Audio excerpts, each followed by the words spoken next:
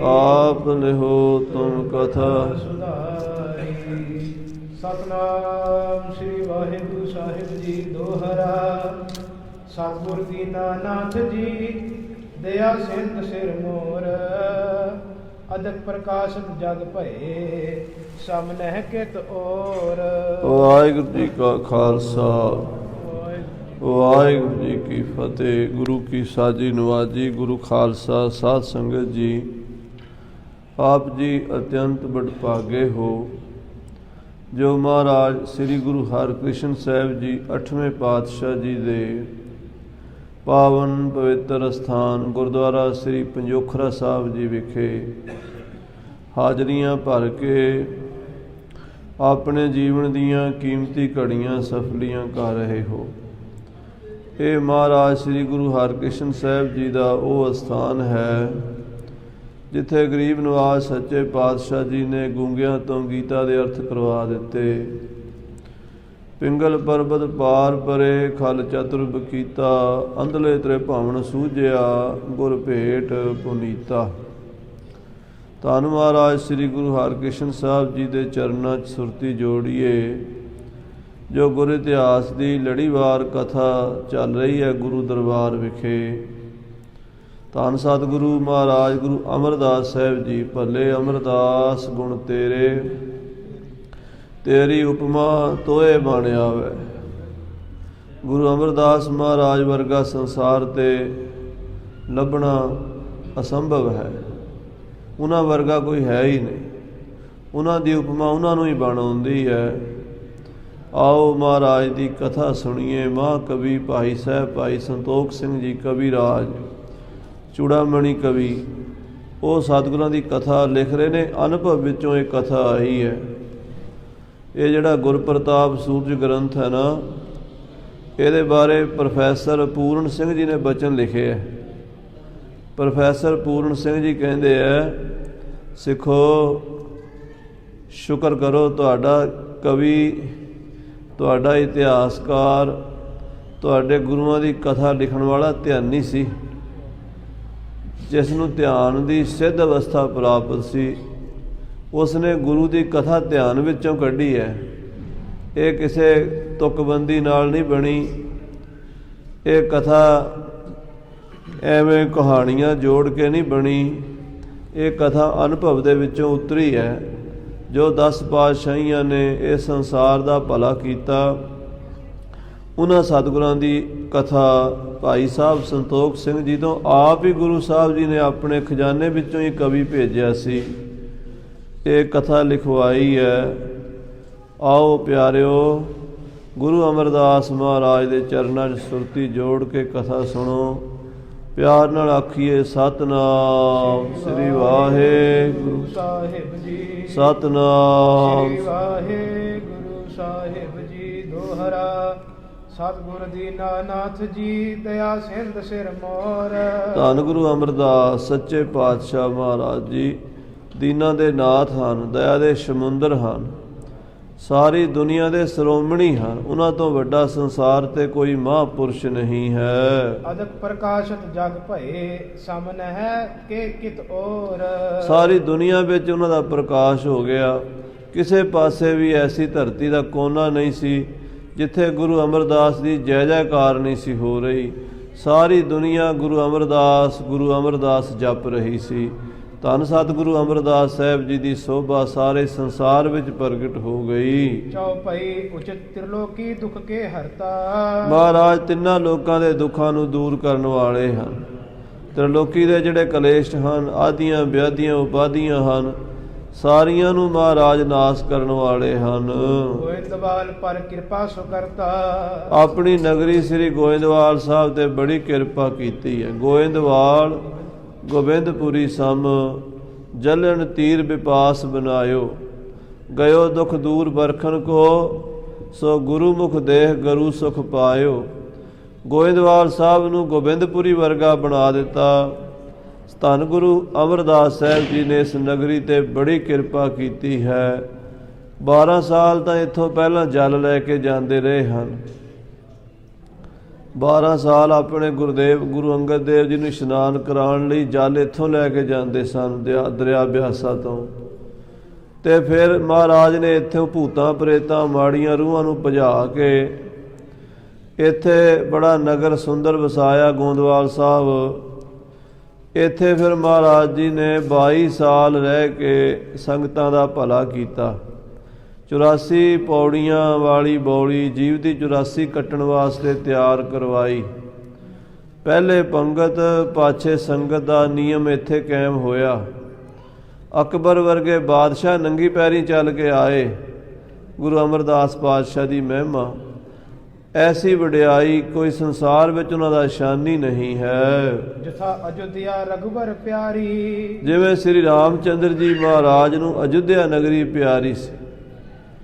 ਧੰਨ ਪਰਮੇਸ਼ਰ ਅਕਾਲ ਪੁਰਖ ਵਾਹਿਗੁਰੂ ਜੀ ਨੇ ਸਮੇਂ ਸਮੇਂ ਵਿੱਚ ਮਹਾਂਪੁਰਸ਼ ਅਵਤਾਰ ਰਿਸ਼ੀ ਮੁਨੀ ਇਸ ਦੁਨੀਆ ਤੇ ਭੇਜੇ ਹਨ। ਤ੍ਰੇਤੇ ਯੁੱਗ ਦੇ ਅਵਤਾਰ ਸ੍ਰੀ ਰਾਮਚੰਦਰ ਜੀ ਹੋਏ ਹਨ। ਉਹਨਾਂ ਨੂੰ ਸਾਧ ਸੰਗਤ ਜੀ ਅਯੁੱਧਿਆ ਨਗਰੀ ਨਾਲ ਬਹੁਤ ਪ੍ਰੇਮ ਸੀ। ਪ੍ਰਜਾ ਸਰਬ ਸੁਖ ਦੇ ਦੇ ਪਾਰੀ, ਸ੍ਰੀ ਰਾਮਚੰਦਰ ਜੀ ਨੇ ਅਯੁੱਧਿਆ ਨਗਰੀ ਦੇ ਲੋਕਾਂ ਨੂੰ ਬੜੇ ਸੁੱਖ ਦਿੱਤੇ। ਉਹਨਾਂ ਦੀ ਪਾਲਣਾ ਕੀਤੀ, ਉਹਨਾਂ ਦੇ ਦੁੱਖ ਕਲੇਸ਼ ਦੂਰ ਕਰ ਦਿੱਤੇ। ਜਿਮ ਸ੍ਰੀ ਕ੍ਰਿਸ਼ਨ ਦਵਾਰਕਾ ਰਹੇ, ਫਿਰ ਭਗਵਾਨ ਕ੍ਰਿਸ਼ਨ ਜੀ ਦੁਆਪਰ ਯੁੱਗ ਦੇ ਅਵਤਾਰ, ਉਹ ਦਵਾਰਕਾ ਨਗਰੀ ਉੱਥੇ ਜਾ ਕੇ ਚਰਨ ਪਾਏ, ਉੱਥੇ ਰਹੇ ਹਨ। ਨਿਜ ਢਿਗ ਬਾਸਨ ਕੇ ਦੁਖ ਦਹੈ, ਭਗਵਾਨ ਸ੍ਰੀ ਕ੍ਰਿਸ਼ਨ ਜੀ ਮਹਾਰਾਜ ਨੇ ਆਪਣੇ ਦਾਸਾਂ ਦੇ ਸੇਵਕਾਂ ਦੇ ਦੁੱਖ ਦੂਰ ਕਰ ਦਿੱਤੇ। ਇਸ ਬਿਦ ਸਤਿਗੁਰ ਗੋਇੰਦਵਾਲ, ਇਸੇ ਤਰ੍ਹਾਂ ਕਲਯੁਗ ਦੇ ਅਵਤਾਰ ਗੁਰੂ ਅਮਰਦਾਸ ਮਹਾਰਾਜ ਹੋਏ ਹਨ। ਉਹ ਗੋਇੰਦਵਾਲ ਸਾਹਿਬ ਦੀ ਪਵਿੱਤਰ ਧਰਤੀ ਤੇ ਉੱਥੋਂ ਦੇ ਲੋਕਾਂ ਦੇ ਦੁੱਖ ਦੂਰ ਕਰ ਦਿੰਦੇ ਹਨ। ਨਾਨਾ ਸੰਕਟ ਕਟੇ ਕਰਾਲ, ਨਾਨਾ ਪ੍ਰਕਾਰ ਦੇ ਸੰਕਟ ਦੁੱਖ ਕਲੇਸ਼ ਸੰਗਤਾਂ ਦੇ ਨੇੜੇ ਨਹੀਂ ਆਉਣ ਦਿੰਦੇ। ਦੁੱਖ ਪਾਪ ਸੰਤਾਪ ਸਭ ਦੂਰ ਕਰ ਦਿੰਦੇ ਹਨ। ਅਪਰ ਕਸ਼ਟ ਕੀ ਗਿਣਤੀ ਕੋ ਹੈ, ਭਾਈ ਸਾਹਿਬ ਜੀ ਲਿਖਦੇ ਨੇ ਹੋਰ ਕਸ਼ਟਾਂ ਦੀ ਕਿਆ ਗਿਣਤੀ ਹੈ। ਦਾਰੁਣ ਕਾਲ ਨਾ ਆਨ ਸਕੋ ਹੈ, ਸਭ ਤੋਂ ਵੱਡਾ ਦੁੱਖ ਮੌਤ ਦਾ ਹੈ, ਕਾਲ ਦਾ, ਉਹ ਵੀ ਟਾਲ ਦਿੱਤਾ ਹੈ। ਸਭ ਤੋਂ ਵੱਡੀ ਜਿਹੜੀ ਦੁਨੀਆ ਵਿੱਚ ਸਭ ਤੋਂ ਵੱਡੀ ਸਾਧ ਸੰਗਤ ਜੀ ਖਤਰੇ ਦੀ ਘੰਟੀ ਹੈ, ਸਾਰਿਆਂ ਦੇ ਸਿਰ ਤੇ ਖੜਕਦੀ ਹੈ, ਮੌਤ। 22 ਸਾਲ ਮਹਾਰਾਜ ਨੇ ਗੋਇੰਦਵਾਲ ਸਾਹਿਬ ਵਿੱਚ ਜਮਦੂਤਾਂ ਨੂੰ ਨਹੀਂ ਵੜਨ ਦਿੱਤਾ। ਇਸ ਤੋਂ ਵੱਡੀ ਕਿਆ ਹੋ ਸਕਦੀ ਹੈ ਗੱਲ। ਹਾਂਜੀ, ਅਵਤ ਬਿਤੇ ਨਰ ਜੋ ਮਰ ਜਾਏ, ਜਿਹੜਾ ਬੰਦਾ ਆਪਣੀ ਉਮਰ ਬਤੀਤ ਕਰਕੇ ਮਰ ਜਾਂਦਾ 60 70 80 90 ਸਾਲਾਂ ਦਾ ਹੋ ਕੇ, ਕਿਰਪਾ ਕਰੈ ਤਿਸ ਦੇਹ ਜਿਵਾਏ, ਉਹਨੂੰ ਵੀ ਮਹਾਰਾਜ ਸੱਚੇ ਪਾਤਸ਼ਾਹ ਜੀਵਨ ਦੇ ਦਿੰਦੇ। ਉਹਨਾਂ ਕੋਲ ਇੰਨੀ ਪਾਵਰ ਅਕਾਲ ਪੁਰਖ ਵਾਹਿਗੁਰੂ ਦਾ ਸਰੂਪ ਆ ਗੁਰੂ ਅਮਰਦਾਸ ਜੀ, ਜਿਨ੍ਹਾਂ ਦੇ ਸਵਾਸ ਮੁੱਕ ਗਏ, ਟਾਈਮ ਖਤਮ ਹੋ ਗਿਆ, ਮੌਤ ਆ ਗਈ, ਉਹਨਾਂ ਨੂੰ ਦੁਬਾਰਾ ਜੀਵਨ ਦੇਤਾ। ਇਸ ਤੋਂ ਵੱਡੀ ਹੋਰ ਕਿਆ ਬਾਤ ਹੋ ਸਕਦੀ ਹੈ। ਪੁਰੀ ਵਿਖੈ ਨਹਿ ਮ੍ਰਿਤੂ ਕੋ ਪਾਵਹਿ, ਇਸ ਨਗਰੀ 'ਚ ਕੋਈ ਮਰੇਗਾ ਨਾ। ਸਾਡੇ ਸਾਹਮਣੇ ਜਿੰਨਾ ਚਿਰ ਅਸੀਂ ਇਸ ਦੁਨੀਆ ਤੇ ਰਹਿੰਦੇ ਹਾਂ, ਕੋਈ ਮਾਂ-ਬਾਪ ਆਪਣੇ ਬੱਚੇ ਦੀ ਮੌਤ ਤੇ ਰੋਵੇ ਨਾ। ਐਸਾ ਬਚਨ ਜਮਦੂਤ ਨੂੰ ਕਹਿ ਦਿੱਤਾ, ਧਰਮਰਾਜ ਨੂੰ ਕਹਿ ਦਿੱਤਾ ਵੀ ਆਪਣੇ ਦੂਤ ਇਸ ਨਗਰੀ 'ਚ ਨਹੀਂ ਭੇਜਣੇ। ਜਿੰਨਾ ਚਿਰ ਅਸੀਂ ਇੱਥੇ ਰਹਿੰਦੇ ਹਾਂ, ਅਸੀਂ ਕਿਸੇ ਮਾਂ ਨੂੰ ਰੋਂਦਿਆਂ ਨਹੀਂ ਵੇਖਣਾ ਚਾਹੁੰਦੇ। ਹਾਂਜੀ, ਗੁਰ ਪ੍ਰਤਾਪ ਤੇ ਜੀਅਤ ਰਹਾਵਹਿ, ਧੰਨ ਗੁਰੂ ਅਮਰਦਾਸ ਮਹਾਰਾਜ ਦੇ ਪ੍ਰਤਾਪ ਨਾਲ ਉਹ ਲੋਕ ਜਿੰਦੇ ਰਹੇ। ਭਾਈ ਮਾਨਕ ਚੰਦ ਦੀ ਮਿਸਾਲ ਹੈ। ਬੌਲੀ ਸਾਹਿਬ ਦਾ ਕੜ ਤੋੜਨ ਲੱਗਿਆ, ਬਾਹਰ ਲੈ ਜਾਓ ਬੱਚੇ ਨੂੰ ਭਾਈ। ਜਦੋਂ ਬੌਲੀ ਸਾਹਿਬ ਜੀ ਦਾ ਕੜ ਤੋੜਨ ਲੱਗੇ ਸਾਧ ਸੰਗਤ ਜੀ, ਭਾਈ ਮਾਨਕ ਚੰਦ ਜਲ ਵਿੱਚ ਡੁੱਬ ਗਏ, ਚੜ੍ਹਾਈ ਕਰ ਗਏ। ਸਿੱਖਾਂ ਨੇ ਆ ਕੇ ਆਖਿਆ ਮਹਾਰਾਜ ਮਾਨਕ ਚੰਦ ਡੁੱਬ ਗਿਆ। ਮਹਾਰਾਜ ਕਹਿੰਦੇ ਮਾਨਕ ਵੀ ਕਦੀ ਡੁੱਬਦੇ, ਲਿਆਓ ਸਾਡੇ ਕੋਲ। ਜਦੋਂ ਲਿਆਂਦਾ, ਆਪਣੇ ਚਰਨਾਂ ਦਾ ਸੱਜਾ ਅੰਗੂਠਾ ਉਹਦੇ ਸਿਰ ਨੂੰ ਛੁਹਾਇਆ, ਉਹ ਵਾਹਿਗੁਰੂ ਵਾਹਿਗੁਰੂ ਵਾਹਿਗੁਰੂ ਕਹਿੰਦਾ ਉੱਠ ਕੇ ਬਹਿ ਗਿਆ। ਇਸ ਤੋਂ ਵੱਡੀ ਹੋਰ ਕਿਆ ਬਾਤ ਹੋ ਸਕਦੀ ਹੈ। ਜਿਸ ਕੇ ਘਰ ਕੋ ਨਰ ਮਰ ਜਾਏ, ਹਾਂ, ਜਿਸ ਘਰ ਵਿੱਚ ਕੋਈ ਬੰਦਾ ਚੜ੍ਹਾਈ ਕਰ ਜਾਵੇ, ਸੋ ਉਠਾਏ ਗੁਰ ਆਗੇ ਲਿਆਏ। ਉਹ ਗੁਰੂ ਸਾਹਿਬ ਕੋਲ ਲੈ ਆਉਂਦੇ ਸੀ, ਮਹਾਰਾਜ ਇਹ ਪੁਰਾਣੀ ਚੜ੍ਹਾਈ ਕਰ ਗਿਆ, ਕਿਰਪਾ ਕਰੋ ਇਹਦੇ ਤੇ ਇਹਨੂੰ ਜੀਵਨ ਦਾਨ ਬਖਸ਼ੋ।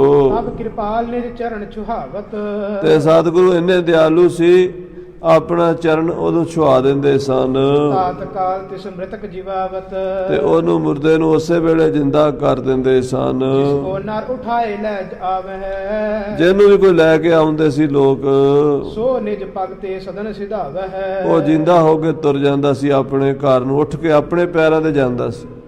ਜਿਸ ਨੂੰ ਮੰਜੇ ਤੇ ਪਾ ਕੇ ਲਿਆਉਂਦੇ ਸੀ, ਉਹ ਤੁਰ ਕੇ ਜਾਂਦਾ ਸੀ। ਪ੍ਰਤਾਪ ਗੁਰ ਕੋ ਨਰ ਪਾਏ, ਇਸ ਤਰ੍ਹਾਂ ਮਹਾਰਾਜ ਗੁਰੂ ਅਮਰਦਾਸ ਦਾ ਪ੍ਰਤਾਪ ਸੀ, ਉਹਨਾਂ ਦੀ ਵੱਡੀ ਵਡਿਆਈ ਸੀ। ਬਸੈ ਸੁਖੀ ਕੀਰਤ ਬਿਰਧਾਏ, ਗੋਇੰਦਵਾਲ ਸਾਹਿਬ ਨਗਰੀ ਵਿੱਚ ਸੁੱਖ ਨਾਲ ਵਸਦੇ ਸਨ ਲੋਕ। ਪ੍ਰਾਪਤ ਤਨ ਮਨ ਕੀ ਕਲਿਆਣ, ਇਸ ਨਗਰੀ 'ਚ ਰਹਿਣ ਵਾਲਿਆਂ ਦੇ ਤਨ ਦੀ ਵੀ ਕਲਿਆਣ ਹੁੰਦੀ ਸੀ, ਮਨ ਦੀ ਵੀ ਕਲਿਆਣ ਹੁੰਦੀ ਸੀ। ਇਹ ਲੋਕ ਸੁਖੀਏ ਪਰਲੋਕ ਸੁਹੇਲੇ। ਮਹਾਰਾਜ ਸੱਚੇ ਪਾਤਸ਼ਾਹ ਦੋਹਾਂ ਜਹਾਨਾਂ ਸੇਵਕਾਂ ਦਾ ਭਲਾ ਕਰਦੇ ਸਨ। ਨਰ ਅਰੋਗ ਨਿਤ ਰਹਿ ਸੁਜਾਨ, ਇੱਥੋਂ ਦੇ ਲੋਕ ਤੰਦਰੁਸਤ ਰਹਿੰਦੇ ਸਨ, ਬਿਮਾਰੀ ਰੋਗ ਕਸ਼ਟ ਉਹਨਾਂ ਦੇ ਨੇੜੇ ਨਹੀਂ ਸੀ ਆਉਂਦਾ।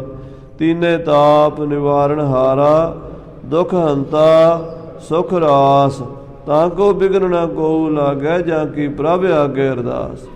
ਐਸੇ ਸਤਿਗੁਰੂ ਅਮਰਦਾਸ ਮਹਾਰਾਜ ਜੀ ਸਨ। ਸਭ ਹਿਨ ਕੇ ਬਰਧਿਓ ਪਰਵਾਰ, ਔਰ ਸਾਰਿਆਂ ਦੇ ਪਰਿਵਾਰ ਵੱਧ ਰਹੇ ਸਨ। ਮੌਤ ਹੋਈ ਨਹੀਂ ਕਿਸੇ ਘਰ ਵਿੱਚ, ਤੇ ਅੱਗੇ ਦੀ ਅੱਗੇ ਜੀ ਹੁੰਦੇ ਗਏ। ਪੁੱਤਰ ਹੋ ਗਏ, ਪੋਤੇ ਹੋ ਗਏ, ਪੋਤਿਆਂ ਦੇ ਗਾਂ ਪੋਤੇ ਹੋ ਗਏ। ਇੰਨਾ ਪਰਿਵਾਰ ਗੁਰੂ ਅਮਰਦਾਸ ਸਾਹਿਬ ਜੀ ਮਹਾਰਾਜ ਦੇ ਦਾ ਪੜਪੋਤੇ ਵੀ ਜਵਾਨ ਸਨ। ਜਦੋਂ ਮਹਾਰਾਜ ਜੋਤੀ ਜੋਤ ਸਮਾਏ ਨੇ 107 ਸਾਲ ਦੀ ਉਮਰ ਦੇ ਲਗਭਗ ਹੋ ਕੇ, ਉਦੋਂ ਸਾਧ ਸੰਗਤ ਜੀ ਪੜਪੋਤੇ ਵੀ ਜਿਹੜੇ ਸਨ ਨਾ ਗੁਰੂ ਅਮਰਦਾਸ ਜੀ ਦੇ, ਬਾਬਾ ਸੁੰਦਰ ਜੀ ਪੜਪੋਤੇ ਸਨ।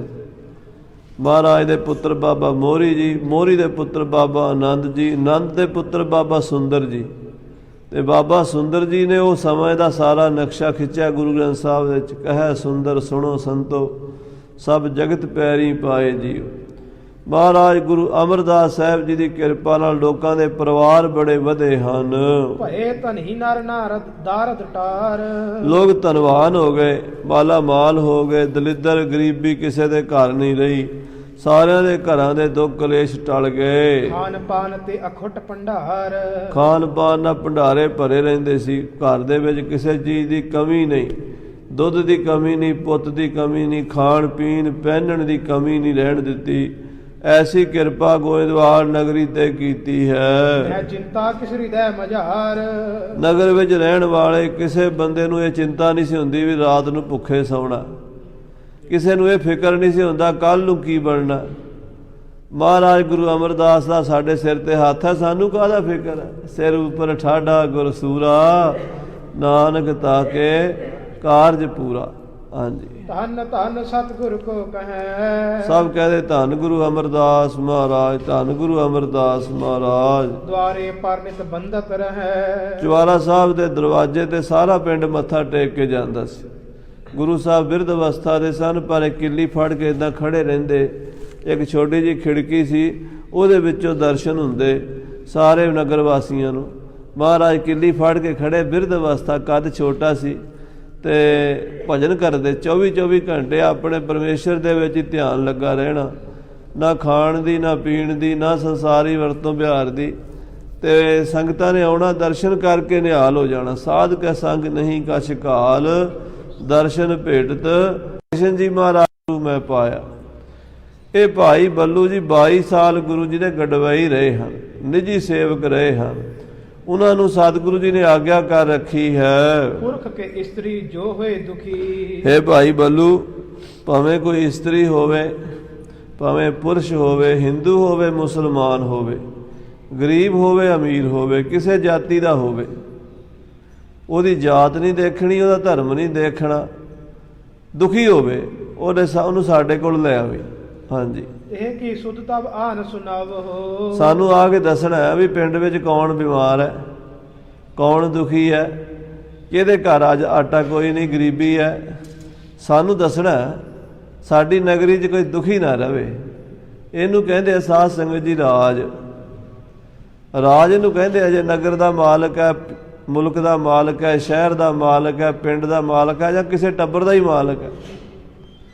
ਮੰਨ ਲਓ 5-7 ਜੀਆਂ ਦਾ ਘਰ ਹੈ, ਇੱਕ ਬੰਦਾ ਮੁਖੀ ਹੈ, ਉਹਨੂੰ ਫਿਕਰ ਹੈ ਮੇਰੇ ਬੱਚੇ ਭੁੱਖੇ ਨਹੀਂ ਸੌਣੇ ਚਾਹੀਦੇ।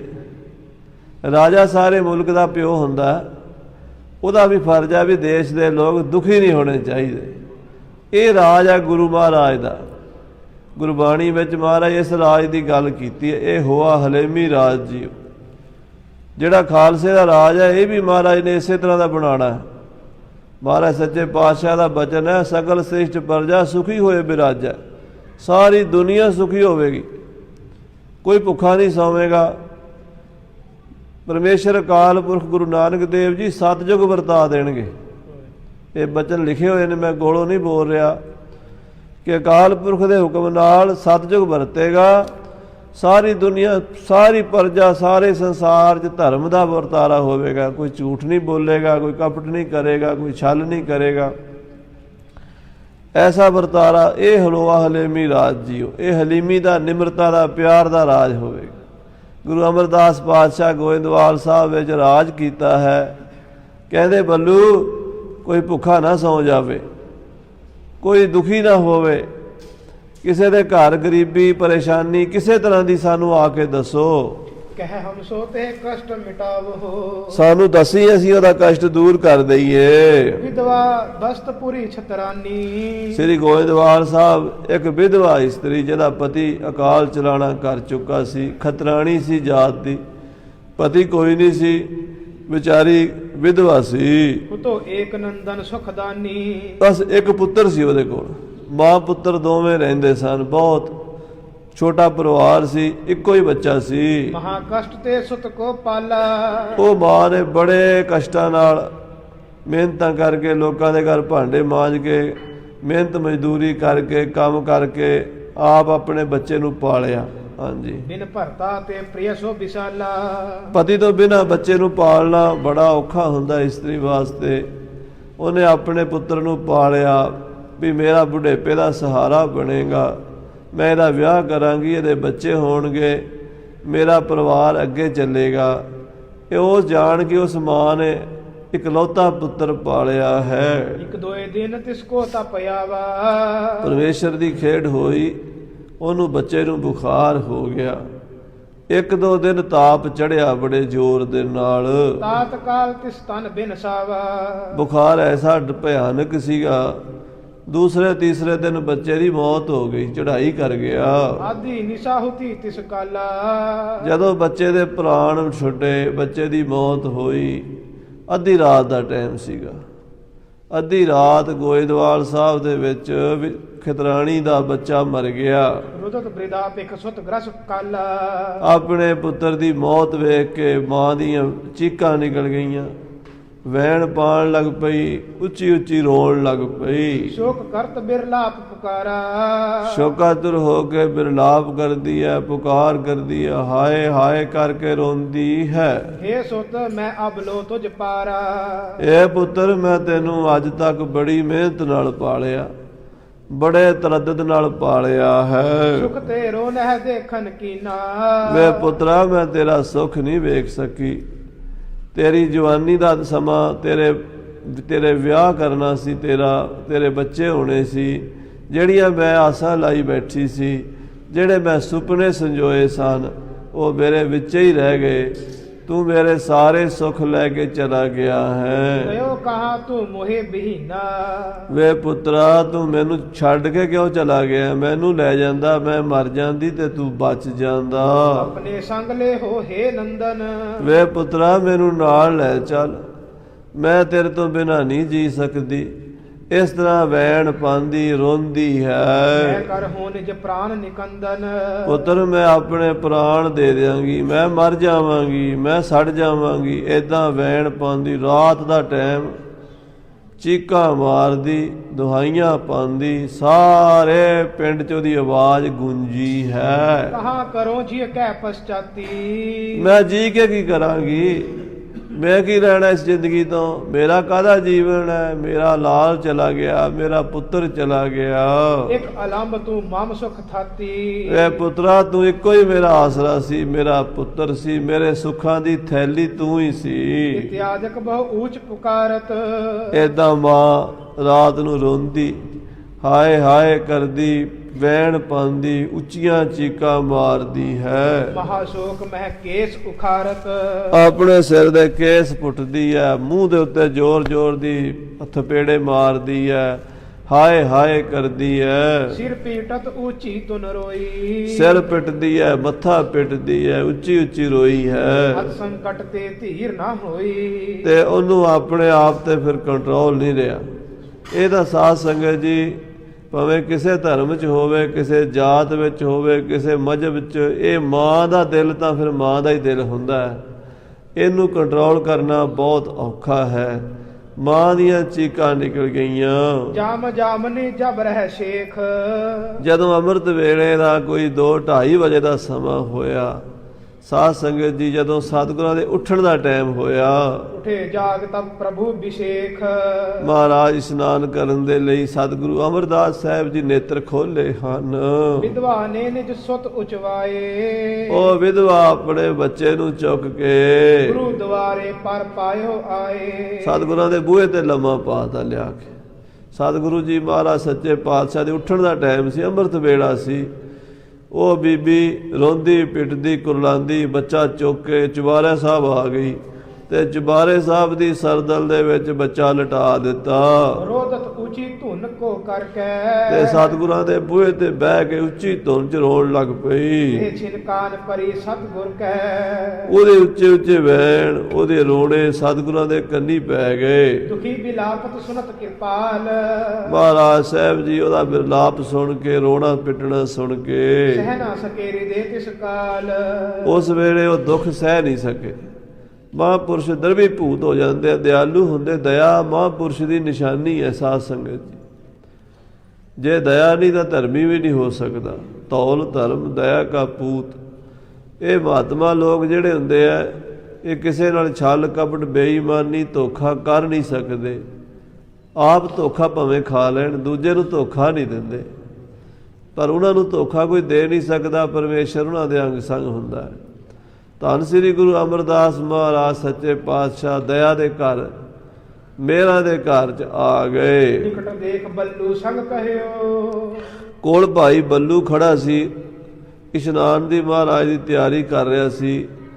ਉਹਨੂੰ ਕਹਿਣ ਲੱਗੇ, ਕੌਣ ਬਿਰਲਾਪਤ ਦੁੱਖ ਜਿਨ ਲਹਿਓ। ਭਾਈ ਬੱਲੂ ਕੌਣ ਰੋ ਰਿਹਾ, ਕੌਣ ਦੁਖੀ ਹੈ, ਕੌਣ ਇਤਨੀ ਜ਼ਿਆਦਾ ਵੈਣ ਪਾ ਰਹੀ ਹੈ ਮਾਈ। ਜਾਹੋ ਨਿਕਟ ਕਿਸ ਰੁਦਨ ਹਟਾਓ, ਜਾ ਉਹਨੂੰ ਰੋਕ ਵੀ, ਰੋਣਾ ਨਹੀਂ ਚਾਹੀਦਾ। ਅੰਮ੍ਰਿਤ ਵੇਲਾ ਹੈ, ਬਾਣੀ ਪੜ੍ਹਨ ਦਾ, ਨਾਮ ਜਪਣ ਦਾ, ਧਿਆਨ ਸਿਮਰਨ ਦਾ ਸਮਾਂ ਹੈ।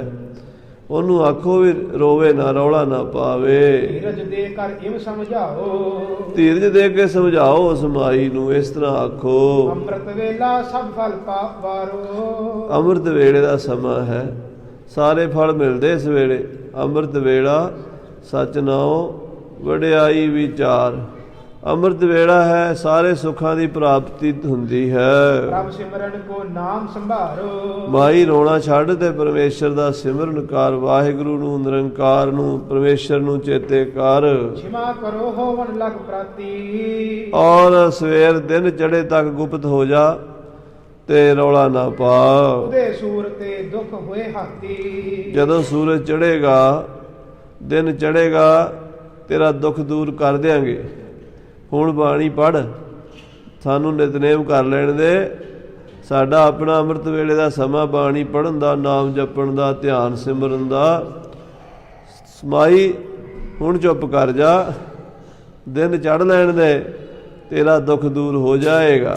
ਬੱਲੂ ਸੁਣ ਕਰ ਬਾਹਰ ਆਇਓ, ਇਹ ਸੁਣ ਕੇ ਭਾਈ ਬੱਲੂ ਜੀ ਬਾਹਰ ਆ ਗਏ। ਦੇਖ ਬ੍ਰਿਦਾ ਕੋ ਤਬ ਸਮਝਾਇਓ, ਉਹ ਜਿਹੜੀ ਬਿਰਧ ਮਾਈ ਵਿਚਾਰੀ ਵਿਧਵਾ ਰੋ ਰਹੀ ਸੀ, ਬੱਚੇ ਦੀ ਲਾਸ਼ ਰੱਖ ਕੇ ਉਹਨੂੰ ਸਮਝਾਇਆ। ਸਤਿਗੁਰ ਆਗਿਆ ਦੀਨਸ ਤੋਹੇ, ਇਹ ਬੀਬੀ, ਸੱਚੇ ਪਾਤਸ਼ਾਹ ਜੀ ਨੇ, ਮਹਾਰਾਜ ਸਤਿਗੁਰੂ ਜੀ ਨੇ ਤੇਰੇ ਵਾਸਤੇ ਹੁਕਮ ਭੇਜਿਆ ਹੈ। ਅੰਮ੍ਰਿਤ ਸਮੈ ਤੂਸ ਨੀ ਹੋਏ, ਅੰਮ੍ਰਿਤ ਵੇਲਾ ਹੈ, ਅੰਮ੍ਰਿਤ ਸਮਾਂ ਹੈ, ਚੁੱਪ ਕਰ ਜਾ। ਰੋਣਾ ਪਿੱਟਣਾ ਇਸ ਵੇਲੇ ਨਹੀਂ ਚਾਹੀਦਾ। ਹੋਤ ਪਰਾਤ ਤਬ ਨੰਦਨ ਤੇਰਾ, ਜਦੋਂ ਸਵੇਰ ਹੋਵੇਗੀ, ਦਿਨ ਚੜ੍ਹੇਗਾ, ਤੇਰਾ ਬੱਚਾ ਇਹ ਜਿਵਾਏ ਨਾ ਕਰਹੀ ਦੇਰਾ।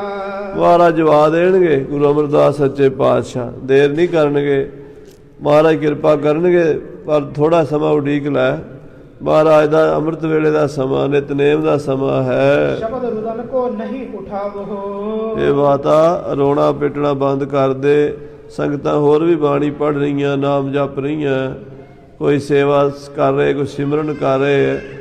ਤੂੰ ਦੂਜਿਆਂ ਨੂੰ ਡਿਸਟਰਬ ਨਾ ਕਰ ਤੇ ਬੈਠ ਕੇ ਪਰਮੇਸ਼ਰ ਦਾ ਭਜਨ ਕਰ। ਬੈਠੀ ਰਹੋ ਰਾਮ ਗੁਣ ਗਾਵੋ। ਬੈਠੀ ਪਰਮੇਸ਼ਰ ਦੇ ਗੁਣ ਗਾਈ ਜਾ, ਨਾਮ ਜਪੀ ਜਾ। ਹੁਣ ਬੱਲੂ ਕੇ ਬਚ ਸੁਖ ਵਾਰੇ।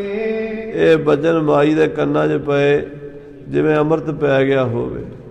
ਭਾਈ ਬੱਲੂ ਜੀ ਦੀ ਰਸਨਾ ਤੋਂ ਬੋਲ ਸੁਣੇ ਵੀ ਸਿਰ ਤੇ ਸਵੇਰੇ ਦਿਨ ਚੜ੍ਹਦੇ ਤੇਰਾ ਪੁੱਤਰ ਜਵਾ ਦਿਆਂਗੇ, ਹੁਣ ਚੁੱਪ ਕਰ ਜਾ। ਹਾਂਜੀ, ਜੀ ਇਹ ਪੁੱਤਰ ਨਿਸ਼ਚੈ ਚਿਤ ਧਾਰੇ। ਮਾਈ ਨੂੰ ਨਿਸ਼ਚਾ ਹੋ ਗਿਆ ਵੀ ਹੁਣ ਨਹੀਂ ਕੋਈ ਫਿਕਰ, ਹੁਣ ਮੇਰਾ ਬੱਚਾ ਜਿੰਦਾ ਹੋਵੇਗਾ। ਤੇ ਮਹਾਰਾਜ ਸਾਹਿਬ ਜੀ ਨੇ ਕਹਿ ਦਿੱਤਾ ਨਾ, ਕਿਉਂਕਿ ਸਤਿਗੁਰੂ ਜੀ ਦਾ ਬਚਨ ਦੁਨੀਆ ਦੀ ਕੋਈ ਤਾਕਤ ਟਾਲ ਨਹੀਂ ਸਕਦੀ। ਹਾਂਜੀ, ਤੋ ਸ਼ੋਕ ਤੇ ਪੀੜਤ ਭਾਰੀ। ਪਰ ਫਿਰ ਵੀ ਮਾਂ ਦਾ ਦਿਲ ਉਹਨਾਂ ਚਿਰ ਕਿੱਥੇ ਸਬਰ ਕਰਦਾ ਹੈ ਜਿੰਨਾ ਚਿਰ ਬੱਚਾ ਉੱਠ ਕੇ ਨਹੀਂ ਬਹਿ ਜਾਂਦਾ। ਕਹਿੰਦੇ ਪੀੜ ਬੜੀ ਮਨ ਦੇ ਵਿੱਚ, ਮਾਤਾ ਵਿਚਾਰੀ ਫਿਕਰਾਂ 'ਚ ਬੈਠੀ ਹੈ। ਉੱਚੀ ਕੂਕ ਸੋ ਤ੍ਰਿਆ ਪੁਕਾਰੀ। ਤੇ ਉੱਚੀ ਆਵਾਜ਼ ਵਿੱਚ ਉਹਨੇ ਪੁਕਾਰ ਕੀਤੀ, ਕਰਨ ਲੱਗੀ ਬਿਰਲਾਪ ਕਨੇਰਾ। ਸਤਿਗੁਰੂ ਜੀ ਕਿਰਪਾ ਕਰੋ, ਮੇਰਾ ਬੱਚਾ ਜਿੰਦਾ ਕਰੋ, ਮੈਂ ਮਰ ਜਾਵਾਂਗੀ। ਏਦਾਂ ਉੱਚੇ ਉੱਚੇ ਬੈਣ ਫਿਰ ਪਾਣ ਲੱਗ ਪਈ, ਬਿਰਲਾਪ ਕਰਨ ਲੱਗ ਪਈ। ਮੁਝੇ ਅਲੰਬ ਸਤਿਗੁਰੂ ਤੇਰਾ। ਇਹ ਗੁਰੂ ਅਮਰਦਾਸ ਪਾਤਸ਼ਾਹ, ਮੈਨੂੰ ਤੇਰਾ ਹੀ ਆਸਰਾ ਹੈ। ਮੈਂ ਤੇਰੇ ਦਰ ਤੇ ਆਈ ਹਾਂ ਸਤਿਗੁਰੂ, ਤੇਰੇ ਤੋਂ ਬਿਨਾਂ ਮੇਰਾ ਹੋਰ ਦੁਨੀਆ ਦੇ ਕੋਈ ਸਹਾਰਾ ਨਹੀਂ ਹੈ। ਸੁਖ ਬਿਨ ਮੇਰੋ ਕੋ ਜਗ ਨਾਹੀ। ਇਸ ਬੱਚੇ ਤੋਂ ਬਿਨਾਂ ਮੇਰਾ ਇਸ ਦੁਨੀਆ ਦੇ ਹੋਰ ਕੋਈ ਰਿਸ਼ਤੇਦਾਰ ਨਹੀਂ ਹੈ। ਇੱਕ ਪੁੱਤਰਾ ਮੈਂ ਸੰਕਟ ਮਾਹੀ। ਇੱਕੋ ਇੱਕ ਮੇਰਾ ਪੁੱਤਰ ਹੈ ਤੇ ਇਹ ਮਰ ਗਿਆ ਤੇ ਮੈਂ ਤੇ ਸੰਕਟ 'ਚ ਪੈ ਗਈ ਹਾਂ। ਸ਼ਰਨ ਆਪ ਕੀ ਆਨ ਰਹੇ ਹਮ। ਇਹ ਮਹਾਰਾਜ ਅਸੀਂ ਤੇਰੀ ਤੇਰੀ ਸ਼ਰਨ 'ਚ ਆ ਗਏ ਹਾਂ। ਮਹਾਰਾਜ ਫਿਰਤ ਫਿਰਤ ਪ੍ਰਭ ਆਇਆ ਪਰਿਆ ਤੋ ਸ਼ਰਨ ਆਏ, ਨਾਨਕ ਕੀ ਪ੍ਰਭ ਬੇਨਤੀ ਆਪਣੀ ਭਗਤੀ ਲਾਏ। ਮਹਾਰਾਜ ਤੁਹਾਡੀ ਸ਼ਰਨ ਵਿੱਚ ਆਏ ਹਾਂ ਮਾਂ ਪੁੱਤਰ। ਇਸ ਕੀ ਲਾਜ ਵਿਚਾਰੋ ਪੁਰ ਤੁਮ। ਬਸ ਹੁਣ ਸ਼ਰਨ ਆਇਆ ਦੀ ਲਾਜ ਰੱਖੋ। ਜੋ ਸ਼ਰਨ ਆਵੈ ਤਿਸ ਕੰਠ ਲਾਵੈ, ਇਹ ਬਿਰਧ ਸੁਆਮੀ ਸੰਦਾ।